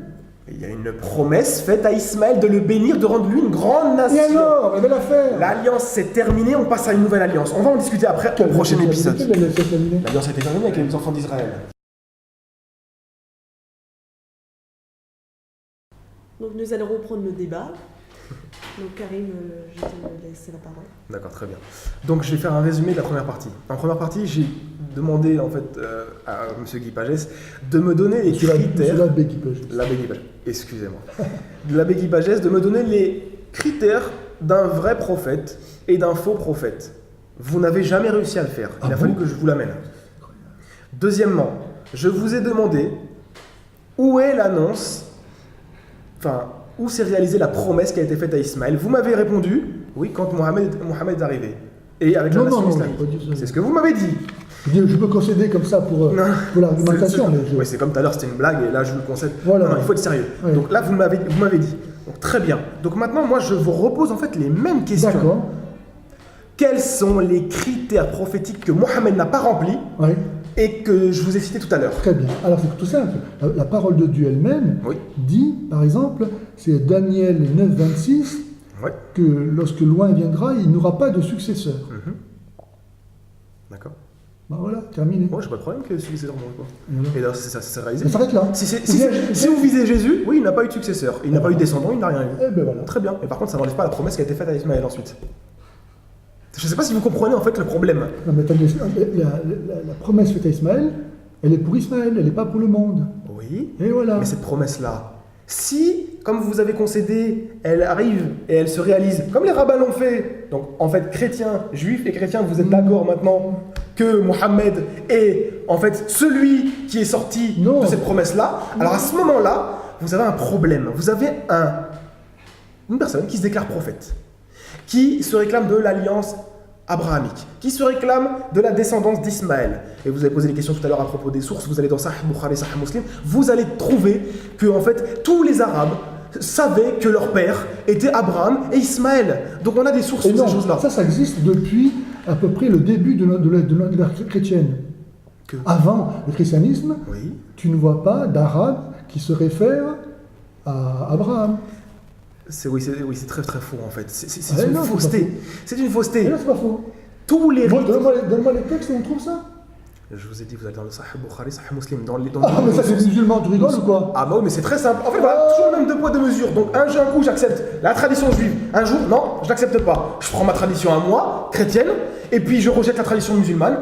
Le 2 poids 2 mesures est une abomination devant l'Éternel. Proverbe chapitre 11, verset 1. Arrête, je te parle de moi, des Arabes qui se réclamaient de la filiation d'Abraham. Je vais aller dans votre sens. Avant la venue de Jésus. Je vais aller dans votre sens. Avant même. Il n'y en a pas. Alors admettons même que vous ayez raison. Est-ce que ça empêche qu'il se réclamait quand même d'Abraham et d'Ismaël. Non. Est-ce que ça empêche la promesse qui a été réalisée? Que les rabbins eux-mêmes ont compris. Les plus grandes autorités rabbiniques, et vous-même tout à l'heure m'avez dit, oui c'est vrai que, bon c'est vrai, on peut concéder qu'il y a, avec l'arrivée de Mohamed, un truc bizarre. On voit une grande nation parmi Ismaël. Il prêche le monothéisme pur. Non. Il prêche le monothéisme c'est pas le monothéisme pur, non. Ensuite, c'est un faux monothéisme. ce qui est très étrange en fait, si vous voulez, c'est cette façon de ne pas voir en fait l'histoire et ce qui s'est passé. Je vais vous expliquer, si vous me laissez 2 minutes. La première alliance, et ce que je considère être la dernière alliance, via Isaac, via Ismaël. Comme je vous dis, il y a quelque chose de spécial avec ces deux-là. Les 6 autres enfants d'Abraham n'ont rien eu. Eux, ils ont eu une alliance et une promesse. Il y a un rôle spécial dans le salut de l'humanité qu'il y a ici. Donc, la première alliance, il y a eu un temple qui a été érigé. Il y a eu 12 enfants d'Israël qui sont arrivés, 12 nations. Vous avez eu, en fait c'était par Sarah, ensuite vous avez eu voilà, Jacob, qui vient d'Isaac, qui vient d'Abraham, etc. On a un lieu de culte, on a un message, on a des prophètes qui sortent de cela, on a des nations. C'est très bizarre, en fait on a le même parallélisme qui apparaît avec Ismaël. Voilà. On a un lieu de culte nouveau, le diable qui sait, puisqu'en fait le temple a été détruit, l'alliance a été rompue, c'est fini pour eux, comme vous me l'avez dit en introduction. Voilà, très bien, on a un nouveau temple, on a un nouveau message qui apparaît, on a une loi qui apparaît. Voilà. Comme si Jésus n'était pas venu. Attendez, on a eu auparavant 12 enfants d'Ismaël, on a Ismaël, 12 enfants d'Ismaël. Abraham, bien sûr, il a eu 12 enfants d'Ismaël. Bon, non, peut-être pas. Bah, c'est ce que disent en fait Genèse 25, oui, c'est ce qu'il est dit. Et d'ailleurs, Genèse 17... Ah mais attendez, sauf qu'il n'y a pas de... Attendez, j'y repense. Le même Genèse 17-20 dit qu'il aura en fait 12 enfants. 12 princes. Et ça, ils sont passés où? Ils sont, fait ils sont passés en fait en Genèse 25. Vous vous en rappelez pas? Bon, c'est pas grave. Et après, qu'est-ce que ça nous amène? Ce que je veux vous dire, et avec tout le respect que je vous dois en tant qu'abbé, comme vous m'avez dit, en tant que prêtre, c'est qu'il faut réviser votre Genèse. Depuis tout à l'heure, vous ne saviez pas qu'Abraham était un prophète. Vous ne saviez pas que Ismaël avait 12 enfants. Et où est-ce que ça s'est réalisé, etc. Arrêtez. C'est ce que vous m'avez dit depuis tout à l'heure. L'essentiel ne repose pas là-dessus. Bien sûr que l'essentiel ne repose pas là-dessus, mais c'est quand même des lacunes qui sont en fait un petit peu importantes, parce que si vous ne comprenez pas les choses primaires, enfin les choses secondaires, comment allez-vous comprendre les choses primaires? Qu'est-ce qu'il y a à comprendre là? Ce que je veux vous expliquer, oui, c'est qu'il y a eu un parallélisme identique entre la première alliance, les enfants d'Israël, et bizarrement, Ismaël via la promesse. C'est exactement la même chose. Mais quel intérêt de reproduire la même chose? Sinon pour copier, comme ils font les menteurs, les imposteurs. Ce n'est pas un copiage. Et si, la même chose, vous dites vous-même. Non, regardez, si je vous envoie une lettre, on va prendre l'exemple de notre vie. Si je vous envoie une lettre de votre poste, vous la prenez, vous la rejetez derrière votre dos. Moi je suis gentil, j'ai de la clémence, je vous renvoie une lettre. Vous la prenez, je m'en fiche. Au bout d'un moment, je vais me dire, très bien, il ne veut pas accepter mes lettres, ce que je vais faire, c'est que je vais le donner à une autre nation. Comme Jésus le dit dans Matthieu chapitre 1, verset 43, que les fruits, le royaume de Dieu vous sera retiré et donné à qui? À une autre nation. Quelle nation vient après? Les enfants d'Israël. Les chrétiens. Non, attendez. Les chrétiens ne sont pas une nation. Les chrétiens ont été acceptés par la grâce. Comme dans l'Ancien Testament, des gens étaient acceptés par la grâce, et pas que les enfants d'Israël. Jésus, quand il dit aux Juifs, le royaume des cieux vous sera enlevé et confié à un peuple qui fera produire ses fruits, ce peuple, c'est le peuple des enfants de Dieu, né de l'eau et du baptême. Il n'y a pas autre chose.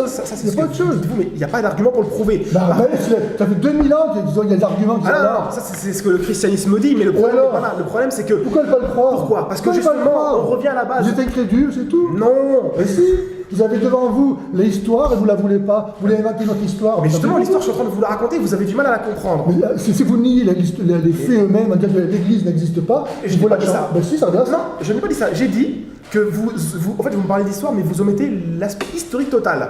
Nous avons une première alliance brisée lorsqu'il y a eu Jésus. Et pas brisée, elle accomplie.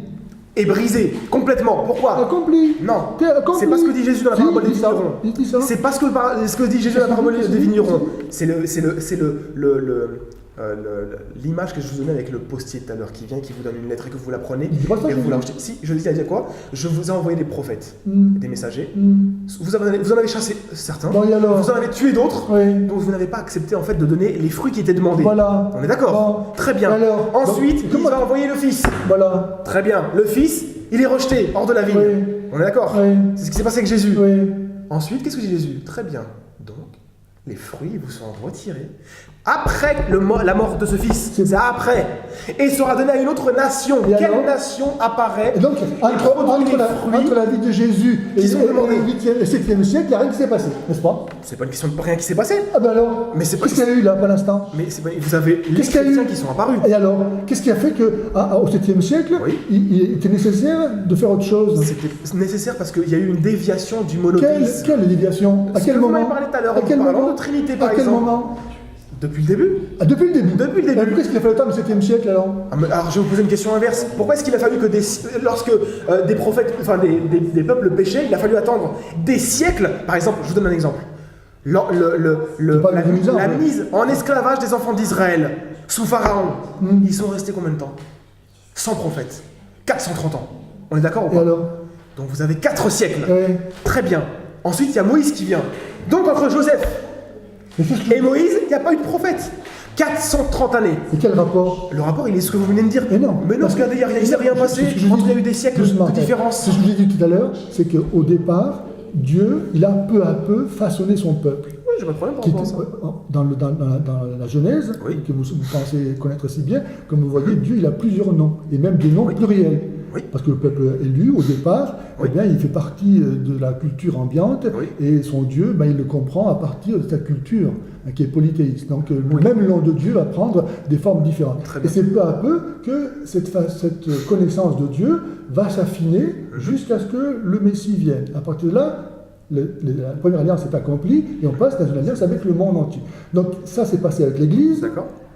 Je ne vois pas pourquoi vous voudriez appliquer le même schéma antécédent à l'Église. Car si on est arrivé dans les derniers temps, il n'est plus question ensuite, quand on a Dieu, d'espérer autre chose. D'accord.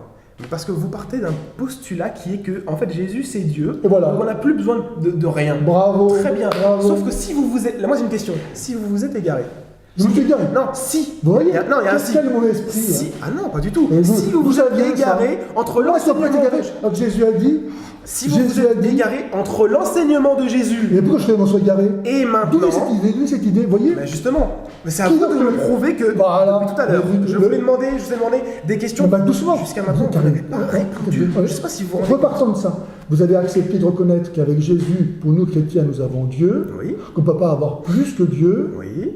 et que donc il n'y a aucune raison de postuler la nécessité d'une autre alliance qui serait celle avec Ismaël et donc le peuple musulman. D'accord? Alors pour la fonder, vous imaginez que nous, chrétiens, on aurait été infidèles comme les Juifs de l'Ancien Testament, d'où la nécessité pour Dieu de venir susciter l'islam. C'était son plan depuis C'est la ça? Genèse. C'était son Donc, plan ben, depuis la écoutez-moi bien, Genèse. si vous faites ça, Oui. ça veut dire que vous niez le fait qu'avec Jésus, c'est accompli les Écritures. Non, pas du tout.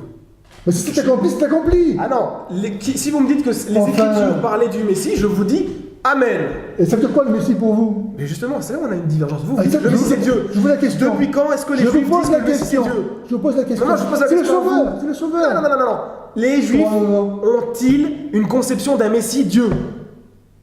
D'après- non. Écoutez, dans la Genèse, dans les prophètes, quand le Messie naît d'une vierge, Oui. quand il fait des miracles, quand il offre sa vie en expiation des péchés du monde entier, Oui. quand il ressuscite, Oui. aucun homme ne peut faire ça. D'accord. Très bien. C'est pas Donc une question. on voit que Jésus, c'est une pas un question. homme comme les autres. Là, ce que vous faites, c'est de la théologie. Non, mais c'est ça que je veux vous de la montrer. rédemption. Doucement, car il faut être honnête. Je Vous suis me très- demandez, j'essaie d'être non, honnête non, avec vous me demandez de vous donner les signes Oui. que de l'Ancien Testament, Dieu a donné pour connaître le Messie. Je vous les donne. C'est pas ce que j'ai dit. Ah non. Ma question, elle est très simple. Je la répète. Comme ça, vous l'autorez. Oh là là. Dites-moi si les Juifs croient que le Messie est Dieu. Ils sont libres de croire ou pas croire. Mais c'est gravissime ce que vous me dites. Quoi? Parce que l'Éternel lui-même, si c'est Jésus pour vous, dit qu'ils ont la connaissance du vrai Dieu. Mais ils peuvent très bien la rejeter, c'est pas, on n'est pas obligé Mais- de la connaissance. Non, mais attendez, s'ils ont avec eux la connaissance du vrai Dieu, comment comment est-ce que vous voulez que maintenant ils ne savent pas? Ah bah non, en fait, on sait pas. Depuis 1500 ans. Mais bien sûr. Donc depuis 1500 ans, ils ne savent pas que le Messie va être Dieu. Depuis 1500 ans, ils ne savent pas qui est Dieu. Vous vous rendez compte de la gravité de vos propos vis-à-vis du judaïsme? Mais parce que vous croyez connaître Dieu, vous? Moi, je ne connais pas Dieu. Alors Je prends Dieu vis-à-vis de ce qu'il dit dans sa parole. Pas tant que ça, non. Ben si, d'ailleurs, je vais revenir sur les questions que je vous ai posées, puisqu'en fait, tant que vous ne m'y aurez pas répondu, on n'aura pas en fait avancé. Donc pour l'instant, je résume. Vous ne m'avez pas répondu sur les critères du prophétique. Donc, est-ce que je vous ai répondu 1000 fois. Est-ce que pour vous ne voulez pas l'entendre? Non, est-ce que Mohammed contredit un critère prophétique établi dans Deutéronome 13 et 18? Jésus dit qu'on reconnaît un vrai prophète à ses fruits. Très bien. Vous connaissez des faux prophètes à leurs fruits. Aucun arbre bon ne donne des ronces et des épines. Oui. Or, Mahomet vient mettre la haine dans le monde. Sourate 60, verset 4. Entre nous et vous, c'est l'inimitié et la haine à jamais, jusqu'à ce que vous croyiez en Allah seul. Et voilà. Donc la haine est enseignée par Mahomet. Pas moi qui le dis. Ok, non mais c'est pas grave. Ah mais c'est pas grave, non, c'est très grave. C'est pas ça. Ce qui me fait rire, c'est que vous ne répondez pas à la question. Parce que vous voulez pas le coup regarder. Non, si vous voulez qu'on fasse un débat pour ne pas voir. Si vous voulez qu'on fasse un débat sur la haine en islam et la haine dans le christianisme judaïsme. Allons-y, ça vous intéresse. Non, c'est pas ça le débat qui est organisé. C'est quoi là? Est-ce que Mohammed Je vous le montre. Il porte des fruits qui sont des faux prophètes. Les prophètes, des fruits de violence, de haine. Donnez-moi les fruits que Mohammed a fait. Écoutez, aller assassiner des prisonniers, comme la tribu des Juifs, des Banu Kouraïza, c'est digne d'un homme, ça? Non, c'est vrai, oui. Bon. D'accord, et donc comment est-ce qu'on peut dire qu'il vient de Dieu après Jésus qui enseigne à aimer ses ennemis? Et donc, à part la tribu des Banu Kouraïza, vous avez autre chose? Par exemple, la polygamie.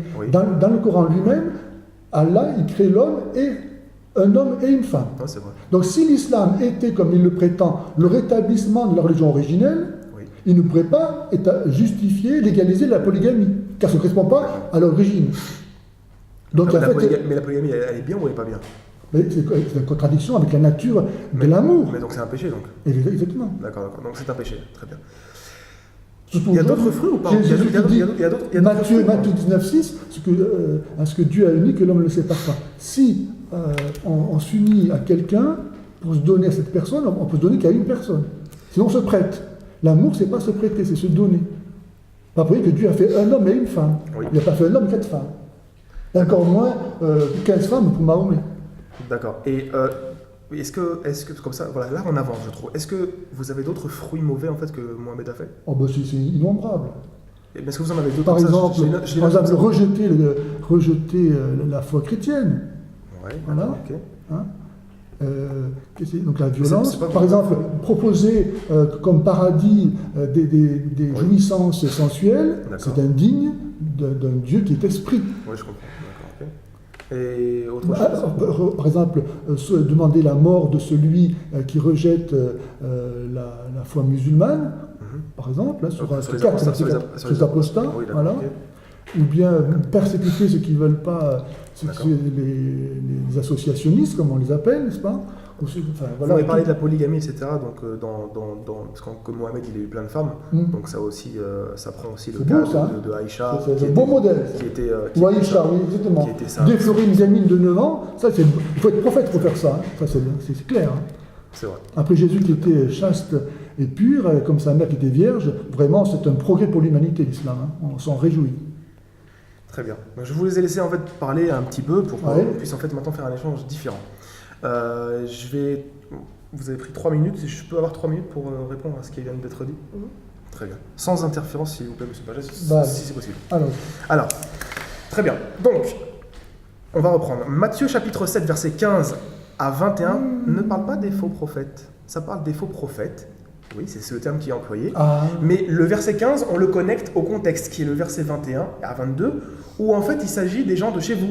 Comment on le sait? Très simple. Au jour du jugement, Jésus dit bien, c'est le même passage, Jésus dit bien, ceux qui viendront et qui me diront, Seigneur, Seigneur, n'avons-nous pas prophétisé en ton nom? N'avons-nous pas accompli des miracles en ton nom? Pourtant il leur dira quoi? Je ne vous ai pas connu. Vous qui pratiquez l'iniquité. Le faux prophète, c'est eux. C'est-à-dire que ces gens-là, si vous prenez les commentaires chrétiens, ça vient du christianisme. Comme l'islam qui se... Je ne demandais pas d'interférence, s'il vous plaît. Notez si vous voulez. Oui, c'est ça, oui. Premier point. Deuxièmement, donc vous m'avez cité en fait le cas de la polygamie, des Banu Quraïda, du cas de Aïcha, du cas de l'apostat, etc. On va revenir là-dessus. Très bien. Donc vous m'avez dit que c'est un faux prophète pour ces choses-là. Et vous m'avez dit que la polygamie est un péché. Très bien. Alors, je vais vous poser une question très simple. Jésus est au paradis. On est d'accord? Qu'est-ce qu'il dit dans Matthieu chapitre 8, versets 8 à 9? Il dit quoi? Il dit qu'au paradis, au royaume de Dieu, sont Abraham, Isaac, Jacob et les prophètes. D'accord? Donc ils sont au paradis avec Jésus. Très bien. Est-ce que vous me dites en fait que la polygamie est un péché? Donc, sur ces 3 personnes, Abraham et Jacob étaient polygames. Voilà. Donc, Jésus avait une table de polygames au paradis avec lui. Repenti. Repenti, très bien, d'accord. Il faudra me trouver par contre l'argument me prouvant qu'ils sont repentis. Tout à fait. Deuxièmement, vous m'avez parlé du cas de la polygamie en elle-même. Donc la polygamie, c'est un péché, etc. Très bien. Mais le problème, c'est que vous allez en contradiction avec les prophètes. Quasiment la plupart des prophètes étaient polygames. Et vous avez dit que c'était un péché. Stop. Maintenant, qu'est-ce que Jésus enseigne dans Exode chapitre 21 à propos d'avoir 2 femmes? 21:10, oui. Jésus, qui est l'Éternel, dit qu'on peut avoir 2 femmes. C'est une loi. Très bien. Donc, vous dites que c'est un péché. Moi, j'ai Jésus qui dit le contraire, puisque c'est l'Éternel. On va voir. On y reviendra. Très bien. Ensuite, est-ce que c'est un critère prophétique défini par Dieu? Vous m'avez dit, c'est un faux prophète sur cette question-là. Deutéronome 13 et 18 ne fait jamais d'un polygame un faux prophète, sinon vous disqualifiez tous les prophètes qui ont été polygames. Ce sont des faux prophètes, vous venez de rentrer dans la mécréance. Premier point.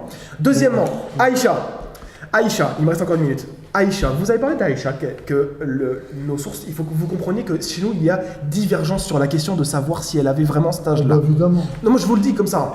Donc vous avez utilisé notre tradition pour parler de cela. Bien sûr. D'accord. Je vais parler par contre de la tradition des Juifs, à propos de l'âge de certaines personnes. Donc Jésus qui est toujours assis à sa table, a toujours Abraham, Isaac, Jacob avec lui, et les autres prophètes. Quel était l'âge de Jacob, puisqu'il est en dernier, Jacob, lorsqu'il a épousé Rachel, selon quoi? La tradition des Juifs. Si vous acceptez la tradition islamique pour dire qu'elle avait 9 ans, puisque ce n'est pas dans le Coran, vous êtes obligé d'accepter la tradition des Juifs. Il avait 84 ans et il a consommé, c'est bien consommé le mariage, quand elle avait fini ses 12 ans. Consommé. Ce sont des pédophiles. Ensuite, Jacob avait une autre épouse. Il en avait 4. Il avait Zilpha. Zilpha avait le même âge que Rachel, selon la tradition des Juifs. Donc 12 ans, fin 12 ans. Ensuite, on voit que selon vos critères, Jacob est un grand pédophile quand même. Moi, il m'a remis à 9 ans. Enfin bon, bref, 12 ans, quand même. 9 ans. Quand même. Pas grand chose. Surtout que chez nous, il y a divergence. Franchement, à cet âge-là, c'est beaucoup. Mais chez eux, il n'y a pas de divergence sur l'âge de Rachel. Chez nous, il y a divergence. Évidemment. Non, mais je vous le dis, c'est juste pour votre... Parce qu'en fait, vous prenez un côté, mais vous prenez pas l'autre. Le 2 poids 2 mesures est une abomination devant l'Éternel, mon cher Pagès. Mais ça vous dit Pagès. Écoutez-moi, on va continuer. Donc, il a imité l'exemple de son père, Isaac, qui s'est marié à 40 ans avec Rebecca. Quel âge avait Rebecca? C'est pas dans la Bible. Ah, mais par contre, Rachid, que vous avez cité tout à l'heure, il dit qu'elle avait 3 ans. Le même Rachid que vous avez utilisé tout à l'heure. Rachid, oui. Ah, là vous me dites que vous en foutez de Rachid, mais vous l'avez cité comme argument. Voilà. Non, attendez, je termine ma phrase. C'est 5 minutes. Non, c'est juste une phrase. Non, c'est 3 minutes. Bon, Non, c'était 5 minutes que j'avais. Que tu as mis? D'accord, je termine en fait juste ma phrase. Donc, elle avait 3 ans et il y a eu la consommation lorsqu'elle avait 13 ans. Donc en fait, Rebecca, Rachel et Zilpha selon Rachid. Ont été, pas selon Rachid, selon tous les rabbins. C'est des choses claires, connues. Ça existe dans le Seder-Olam, qui est la plus grande chronique du 2e siècle. Non. Elle avait 3 ans. Moi, ce que je veux dire, c'est que Jésus avait une table de pédophiles au réunis avec lui et de polygames dans son royaume. Repenti. Donnez-moi la source. Partagez si vous pouvez répondre aux Mais Et ce n'est pas un critère prophétique. Voilà. Alors, quand vous dites que le critère de la fausse prophétie donnée par Jésus s'applique aux gens de chez nous, vous vous rappelez, vous avez commencé par ça. Allô ? Je n'ai pas compris en fait. Vous avez commencé par dire que le critère que donnait Jésus des faux prophètes qui portent de mauvais fruits, Ah oui, d'accord, ok. vous vous rappelez, ça vient de chez nous. Mais je vous rappelle que les musulmans se font gloire de faire rien d'autre que de reprendre la tradition qui a été donnée à l'origine et qui est donc aussi celle des chrétiens. La preuve en est, c'est que dans le Coran lui-même, ils se réfèrent à Jésus bien plus souvent, comme on le disait, que Mahomet. Et que même les musulmans se disent les vrais chrétiens. D'accord. Donc l'argument que vous m'avez repoussé contre moi-même, vous pouvez vous l'appliquer à vous-même. Non, pas du tout, parce que moi je vous ai dit que le passage concerne votre communauté. Jésus le dit. Mais vous êtes une communauté qui est celle des croyants. Vous ne pouvez pas prendre un passage où Jésus parle des chrétiens qui vont venir, les faux prophètes, parmi les chrétiens. Mais c'est marqué dans le passage suivant. Mais vous-même, vous allez arriver au jour du jugement devant Dieu en disant « Seigneur, n'est-ce pas en ton nom que nous avons prophétisé que nous avons... » Je ne vais jamais arriver au nom de Jésus. Au nom du Seigneur. Ah mais vous, le Seigneur c'est Jésus. Voilà. Mais non, on peut pas faire une différenciation. Vous verrez bien. Là, ce sont des prophètes qui ont fait des choses au nom de Jésus. Et Jésus faisait lui-même les choses au nom de Dieu. En fait, si vous voulez, il faisait les choses au nom de Dieu. Pas toujours. Quand il dit « Je te pardonne tes péchés », il disait à son nom propre. Oui. Ou quand il dit « Je suis la résurrection et la vie », ou la vérité, il ne dit pas Dieu, il dit moi. Oui, je suis. Oui, mais vous ne comprenez pas les autres passages où il dit que chaque fois que tu m'as exaucé, Jean chapitre 11, verset 43, 44, c'est très simple. Alors, vous m'avez Père, tu m'as toujours exaucé. Parce que ça veut dire que vous ignorez quelque chose de fondamental, sans quoi on ne peut pas comprendre l'évangile, c'est que Jésus, il a deux natures.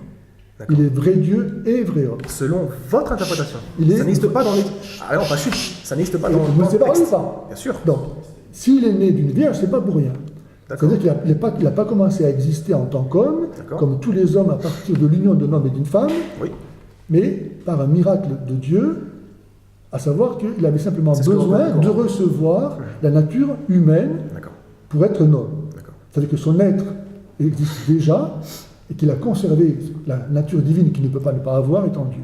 D'ailleurs, le Coran lui-même dit que Jésus, c'est la parole de Dieu et que tout a été fait par la parole de Dieu. D'accord. Et donc, si tout a été fait par la parole de Dieu, que Jésus est la parole de Dieu, c'est-à-dire que Jésus lui-même n'a été fait par personne. D'accord. Donc Jésus est Dieu. Il n'y a que Dieu qui est créé par personne. On fera un débat sur la divinité de Jésus si vous voulez. Alors, donc, je continue. Donc, les gens de chez vous, vous pouvez le retourner contre vous-même. Parce que vous-même, vous dites être des vrais chrétiens. Ensuite, la polygamie. On ne dit pas ça. Depuis quand un musulman dit que je suis un vrai chrétien? Bien sûr que si. Vous lisez les forums et tout, tant que vous en voudrez. Ensuite, c'est mon temps de parole. Si mon temps de parole. Moi, je vous ai écouté. Je suis un vrai chrétien. Je vous ai écouté. C'est une personne qui a apostasé de l'islam. La polygamie. Donc Abraham était polygame, Jacob était polygame. D'accord. Mais vous avez oublié, ça ne sert à rien de parler avec vous si vous oubliez les arguments que je vous ai donnés. Je vous ai rappelé que Dieu, il a peu à peu élevé la conscience morale et spirituelle de ce peuple qu'il a façonné à travers les prophètes, jusqu'à la venue du Messie, et que dans ce peuple-là, comme dans tous les peuples, il y avait tout un tas de péchés qui étaient plus ou moins tolérés avec le temps, juste dans l'espérance que ça passe. On ne va pas du jour au lendemain donner à... C'était des péchés. Évidemment. D'accord, très bien. Alors, doucement. C'était un péché, mais ce n'est pas du jour au lendemain qu'on peut changer une société, ni même la vie de quelqu'un. Dieu ne s'impose pas. Il a fait peu à peu, en espérant que les hommes vont coopérer par l'accueil de sa parole et de sa grâce pour sortir du domaine du péché et entrer dans le domaine de la grâce. Donc on comprend bien que Dieu, petit à petit, il va faire passer même les prophètes, même les patriarches, d'un état d'imperfection à un état de perfection. Aujourd'hui, la situation est différente. Vous ne pouvez pas légitimer la polygamie aujourd'hui parce qu'elle a été pratiquée par Abraham, parce que depuis, il y a eu le Christ qui nous a donné un enseignement et un témoignage qui met fin à cette période de l'histoire de l'humanité qui était vouée à l'ignorance et au péché. Si aujourd'hui vous agissez comme avant Jésus, c'est comme Jésus n'avait pas besoin de venir. Donc vous rejetez le Christ. Vous êtes donc des antichrists. N'est-ce pas ? Voilà ce que je voulais vous dire. D'accord. Alors moi je vais vous répondre. Oui. Je vais vous répondre. Très bien. Donc vous me dites que ce sont des péchés. D'accord, très bien. Donc les prophètes, comme David, comme Abraham, comme Jacob, Moïse, ils ont tous péché en faisant la polygamie. Très bien. Mais j'ai un problème avec cela. Parce qu'en fait, comme je vous l'ai dit, vous ne m'avez pas répondu à ça, c'est que Jésus lui-même permet la polygamie. Comme loi. Exode chapitre 21, verset 10. D'accord. Alors. Attendez. Non, je l'ai terminé. Ah non, c'est moi qui parle. Non, parce que j'ai moins de temps que vous. Alors. Ah bon oui, j'ai moins de temps que vous. C'est pas terrible ça. Allez, dans l'Évangile, je vous donne quelques secondes. Dans l'Évangile, Jésus dit aux Juifs, il est écrit dans votre loi. Oui. Pourtant, Jésus, c'est lui-même, en tant que Dieu, qui a donné la loi. Ouais. Mais les Juifs en ont fait, à travers leurs 613 préceptes, etc., quelque chose que Jésus ne reconnaissait pas. Il dit, il est écrit dans votre loi. Comment vous pouvez en même temps penser que Jésus a donné les 10 commandements et qu'il puisse ensuite venir dire cette loi n'est pas la mienne? Sinon parce que la parole de Dieu est reçue à travers des hommes qui sont imparfaits, qui la transcrivent à travers ce qu'ils sont, avec leur culture, leur mentalité, leurs défauts. Et c'est pour ça qu'elle n'est pas, même l'écriture, à prendre littéralement. Et qu'il faut pouvoir, grâce à l'Esprit de Dieu, comprendre ce que Dieu voulait dire. Et c'est donc l'imperfection des prophètes qui postulaient la nécessité de la venue du Messie, qui lui, parce qu'il aurait une humanité sainte, sans péché, pourrait recevoir la parole de Dieu de façon parfaite et la transmettre de façon parfaite. L'interprétation de Jésus allait contre l'interprétation des rabbins et des pharisiens de son époque, qui eux recevaient la parole de Dieu à travers leurs propres péchés et donc la transcrivaient de façon pécheresse. C'est pour ça que dans la loi, il y a effectivement des choses qui ne sont pas acceptables. Mais pour comprendre donc quel est le vrai sens de la loi, il faut que Dieu nous le dise. Et c'est ce que Jésus a fait, en étant la parole de Dieu, il peut nous donner en tant qu'homme la vraie interprétation. Sans le Messie, l'écriture ne va pas être accomplie. Je peux reprendre. Vous comprenez ce que je dis? J'ai bien compris. Parfait. C'était très bien expliqué. Merci.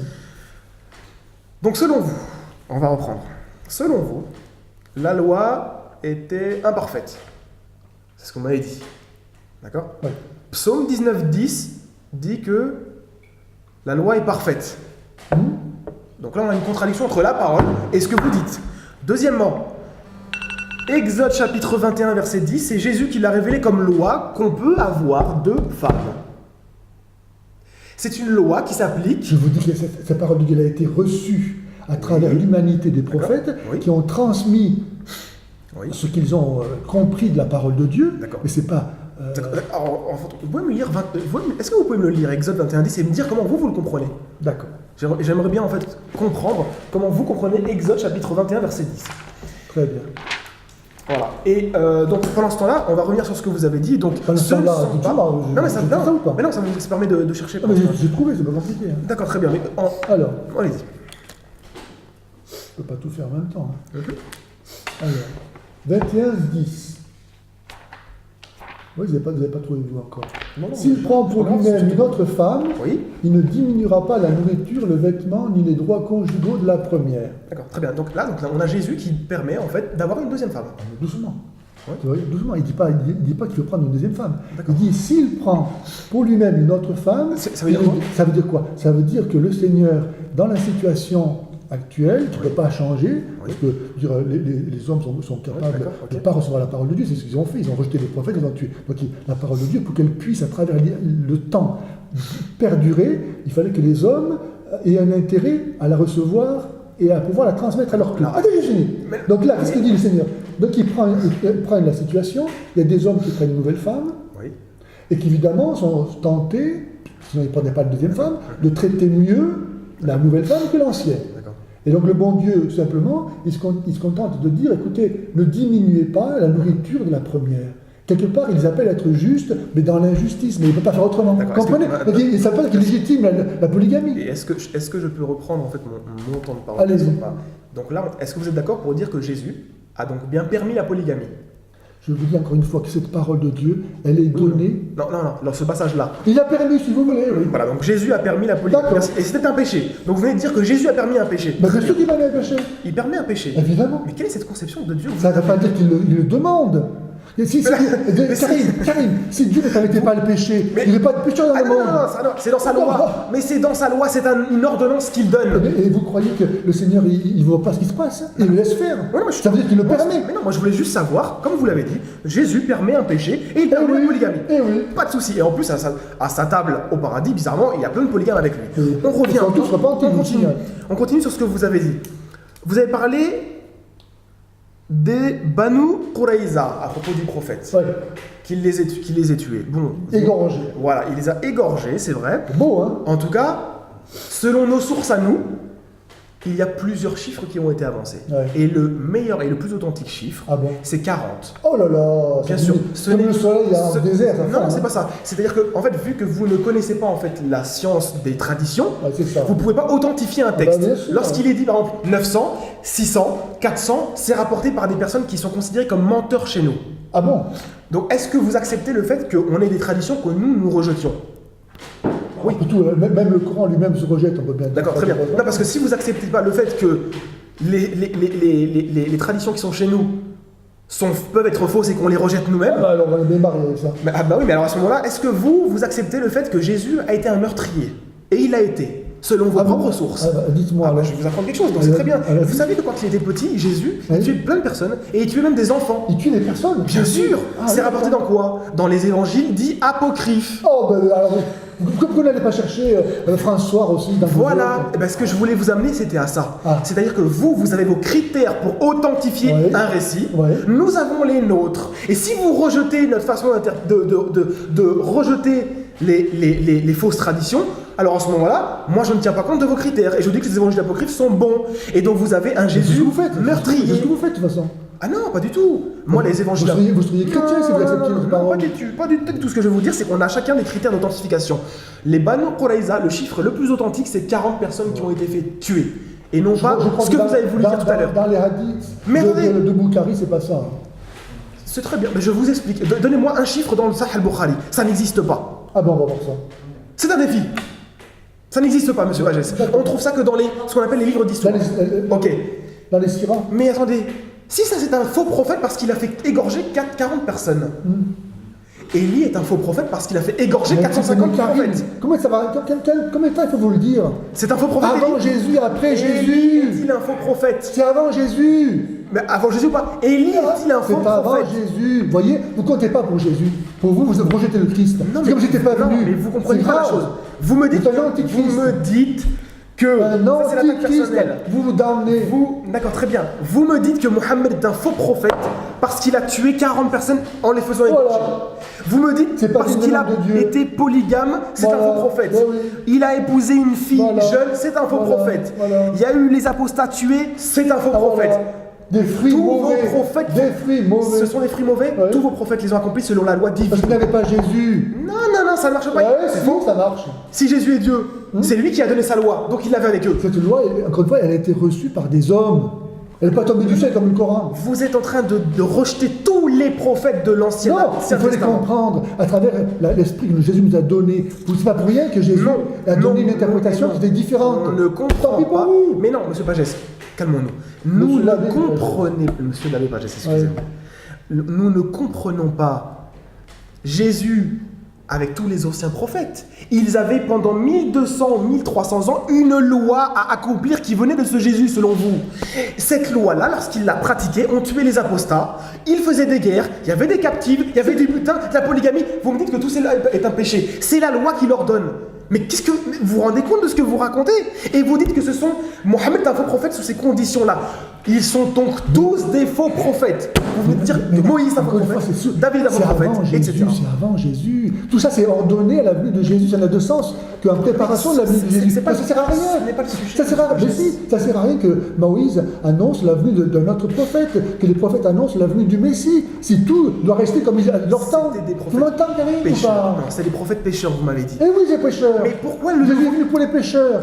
Moi, ce que je veux comprendre, c'est pourquoi, par exemple, le Nouveau Testament hébreu, par exemple, le chapitre 11, dit à propos de... Nouveau Testament, chapitre 11 c'est quoi, Nouveau Testament hébreu, je vous ai dit chapitre 11. Bon. Nouveau Testament hébreu, chapitre 11, vous dit que Jephthé, Samson, Barak, etc., David, Samuel et les prophètes ont conquis des royaumes par la foi. C'est une foi qui est parfaite. Ah, très bien. Pourtant, ils sont bénis au verset 39 par Dieu. Comment Chapitre 11, verset 39, Dieu les a Et bénis. bien sûr, en fonction du Dieu est juste. Non, en fonction qu'ils ont conquis et qu'ils ont défendu en fait le peuple d'Israël vis-à-vis des gens qui les attaquaient. Oui. Très bien. Mais c'est pas un péché. C'est pas un péché la Mais non, légitime non, défense. ils sont glorifiés. Oui. Et vous savez quoi? Le Nouveau Testament vient de glorifier qui? Donc des terroristes. Non, c'était avant Jésus. Mais oui, très bien. Mais Oh là il y a là. une glorification d'un Écoutez. terroriste. Samson était un terroriste. Le premier acte de martyr, C'est pour ça que Samson qui l'a que fait. Jésus dit votre loi.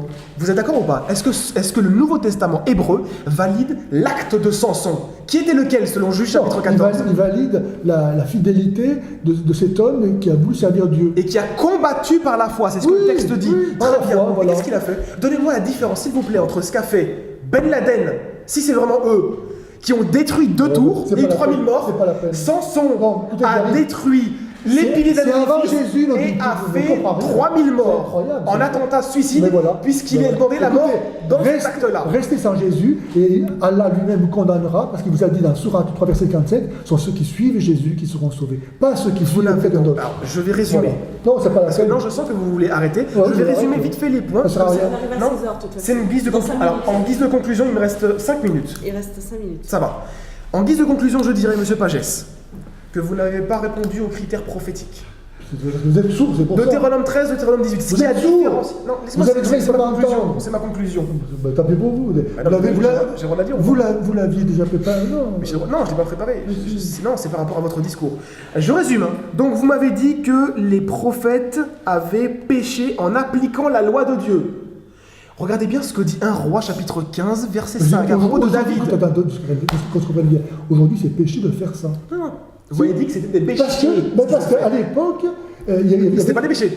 Donc, il y a une évolution. C'était... Un coup, c'est un péché, polygamie, c'est un péché, l'autre, ce n'est On plus. peut parler de l'épître aux Hébreux, et Saint Paul dit bien que la loi a été donnée Oui. en vue du péché, pour sanctionner le péché. Tant que quand il n'y a pas de loi, il n'y a pas de péché. Comme c'est ma Vous m'entendez, Karim Oui, j'ai Quand il n'y a pas de loi, il n'y a pas de Ça péché. dépend. C'est juste. Donc Moïse est venu plus tard. Vous ferez votre conclusion après si vous voulez. On fait chacun une conclusion, comme ça c'est fini. Je vous disais que 1 Roi chapitre 15 verset 5 que vous réfute totalement. Il est dit que David n'a jamais péché contre l'Éternel, si ce n'est une fois avec Uri. Et voilà. Stop. Ça veut dire que tout ce qu'il a accompli comme combat, les 1 million de morts qu'il a fait, selon 2 Chroniques chapitre, ou 1 Chronique, un des deux, chapitre 14 verset 9 à 13, où il est dit quoi? Qu'il y a eu 1 million de morts faits par l'armée de David et David. Ce n'était pas un péché. Selon qui? 1 Roi chapitre 15 verset 5. David n'a jamais péché, monsieur Pagès, sauf une seule fois. Le fait qu'il ait fait tuer des gens, assassiner des gens, ce n'est pas un péché. Qu'il ait pris plusieurs femmes, ce n'est pas un péché. Contrairement à tout ce que vous avez dit. Il était polygame, ce n'est pas un péché pour l'Éternel. Qui le dit? L'Éternel. 1 Roi chapitre 15 verset 5. Monsieur Pagès, vous êtes totalement contre l'écriture. Non, je finis, c'est ma conclusion. Vous n'avez pas répondu aux critères prophétiques. Vous n'avez pas répondu historiquement et bibliquement à l'annonce qui a été faite à Ismaël. Sauf que vous avez reconnu que c'est arrivé avec Mohammed et la nation islamique. Oui, c'est ce que vous avez dit. Vous avez dit oui, je vous le concède. Avec Mohammed, il y a quelque chose de nouveau. C'est la même chose. Ben non. C'est énorme. Vous venez d'accepter comme les juifs. Il n'y a rien de nouveau. Que la promesse faite à Ismaël en Genèse 17-20 se réalise avec Mohammed. Mais il n'y a rien de nouveau. Ils font la même chose. Très bien. Et alors? Donc, ici, je n'ai vu aucun argument pour bien dire sûr, que parce que Mohammed vous n'est voulez- pas un faux prophète. Parce que vous ne voulez pas le voir. Mais non, vous avez accusé par contre tous vos prophètes à vous d'être des faux prophètes. Voilà ce que je peux dire. Pas du tout. Ah, si. Parce que, une fois, je dis, à l'époque, ils ont reçu... pas d'époque. Si, il y a une époque, voilà, vous ne connaissez pas l'histoire, ce que je dis. Vous vivez dans le mythe. Je c'est pas connais étonnant. peut-être pas l'histoire, mais en tout cas, l'histoire vous a prouvé que Mohammed arrive au 7e siècle Et alors? et qu'il est la promesse. La promesse L'antéchrist, le faux prophète qui a annoncé Jésus. Ah, donc l'annonce qui a été faite par l'Éternel qui a béni Ismaël est l'antéchrist en Genèse 17-20. Doucement, il ne faut pas s'approprier. C'est pas très grave. Doucement, vous vous appropriez cette promesse faite à Ismaël en disant qu'elle est faite à l'islam. C'est vous qui le dites. Mais non, vous me l'avez reconnu tout à l'heure et eux-mêmes le disent, les savants rabbins. Je voulais concéder pour votre raisonnement, pour que vous puissiez avancer. Non. Vous n'avez pas dit que pour autant. C'était pas- Mais non, si, c'était si. pas une concession. Écoutez-moi, en tout cas, maintenant je vous le dis, il n'y a aucune raison d'assimiler la promesse qui est faite à Ismaël avec l'islam. Parce que devenir une grande nation, Oui. il y a des nations qui sont pacifiques. Oui. il y a des nations qui sont grandes et qui sont chrétiennes, donc il n'y a aucune possibilité d'assimiler cette prophétie avec l'islam. D'accord, ok. Ok, ben, l'islam c'est très bien. Donc, au final, la promesse s'est réalisée en Mohammed. Mohammed ne dérange aucun faux prophète. Mais non, c'est le dernier débat. Mais non, c'est la finale. C'est la conclusion, monsieur Pagès. Vous n'avez pas répondu à toutes ces choses. Et vous avez reconnu que tous les prophètes de l'Ancien Testament sont des faux prophètes et que la loi amène au péché si on l'applique. Voilà votre raisonnement, alors que 1 Roi 15:5 vous dit le contraire, qu'il n'y a pas de péché. On s'arrête là, j'ai fini. C'est très bien. Alors, pour terminer... Et merci en tout cas pour le dialogue.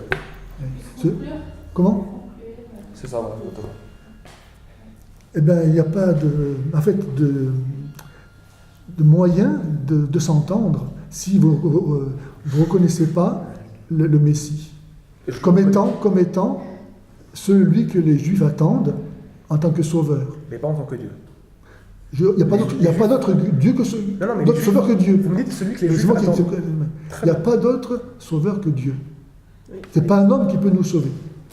Bon, donc si on attend le Messie, qui est né d'une vierge, qui est au ciel, qui viendra pour le jugement, il est plus qu'un homme. Il est homme et Dieu. Voilà, c'est tout. Non, c'est très bien. 5 secondes et c'est terminé. Merci à vous pour le débat. Ouais, c'est une bonne discussion, ça fait plaisir. Bon, ben voilà. Voilà.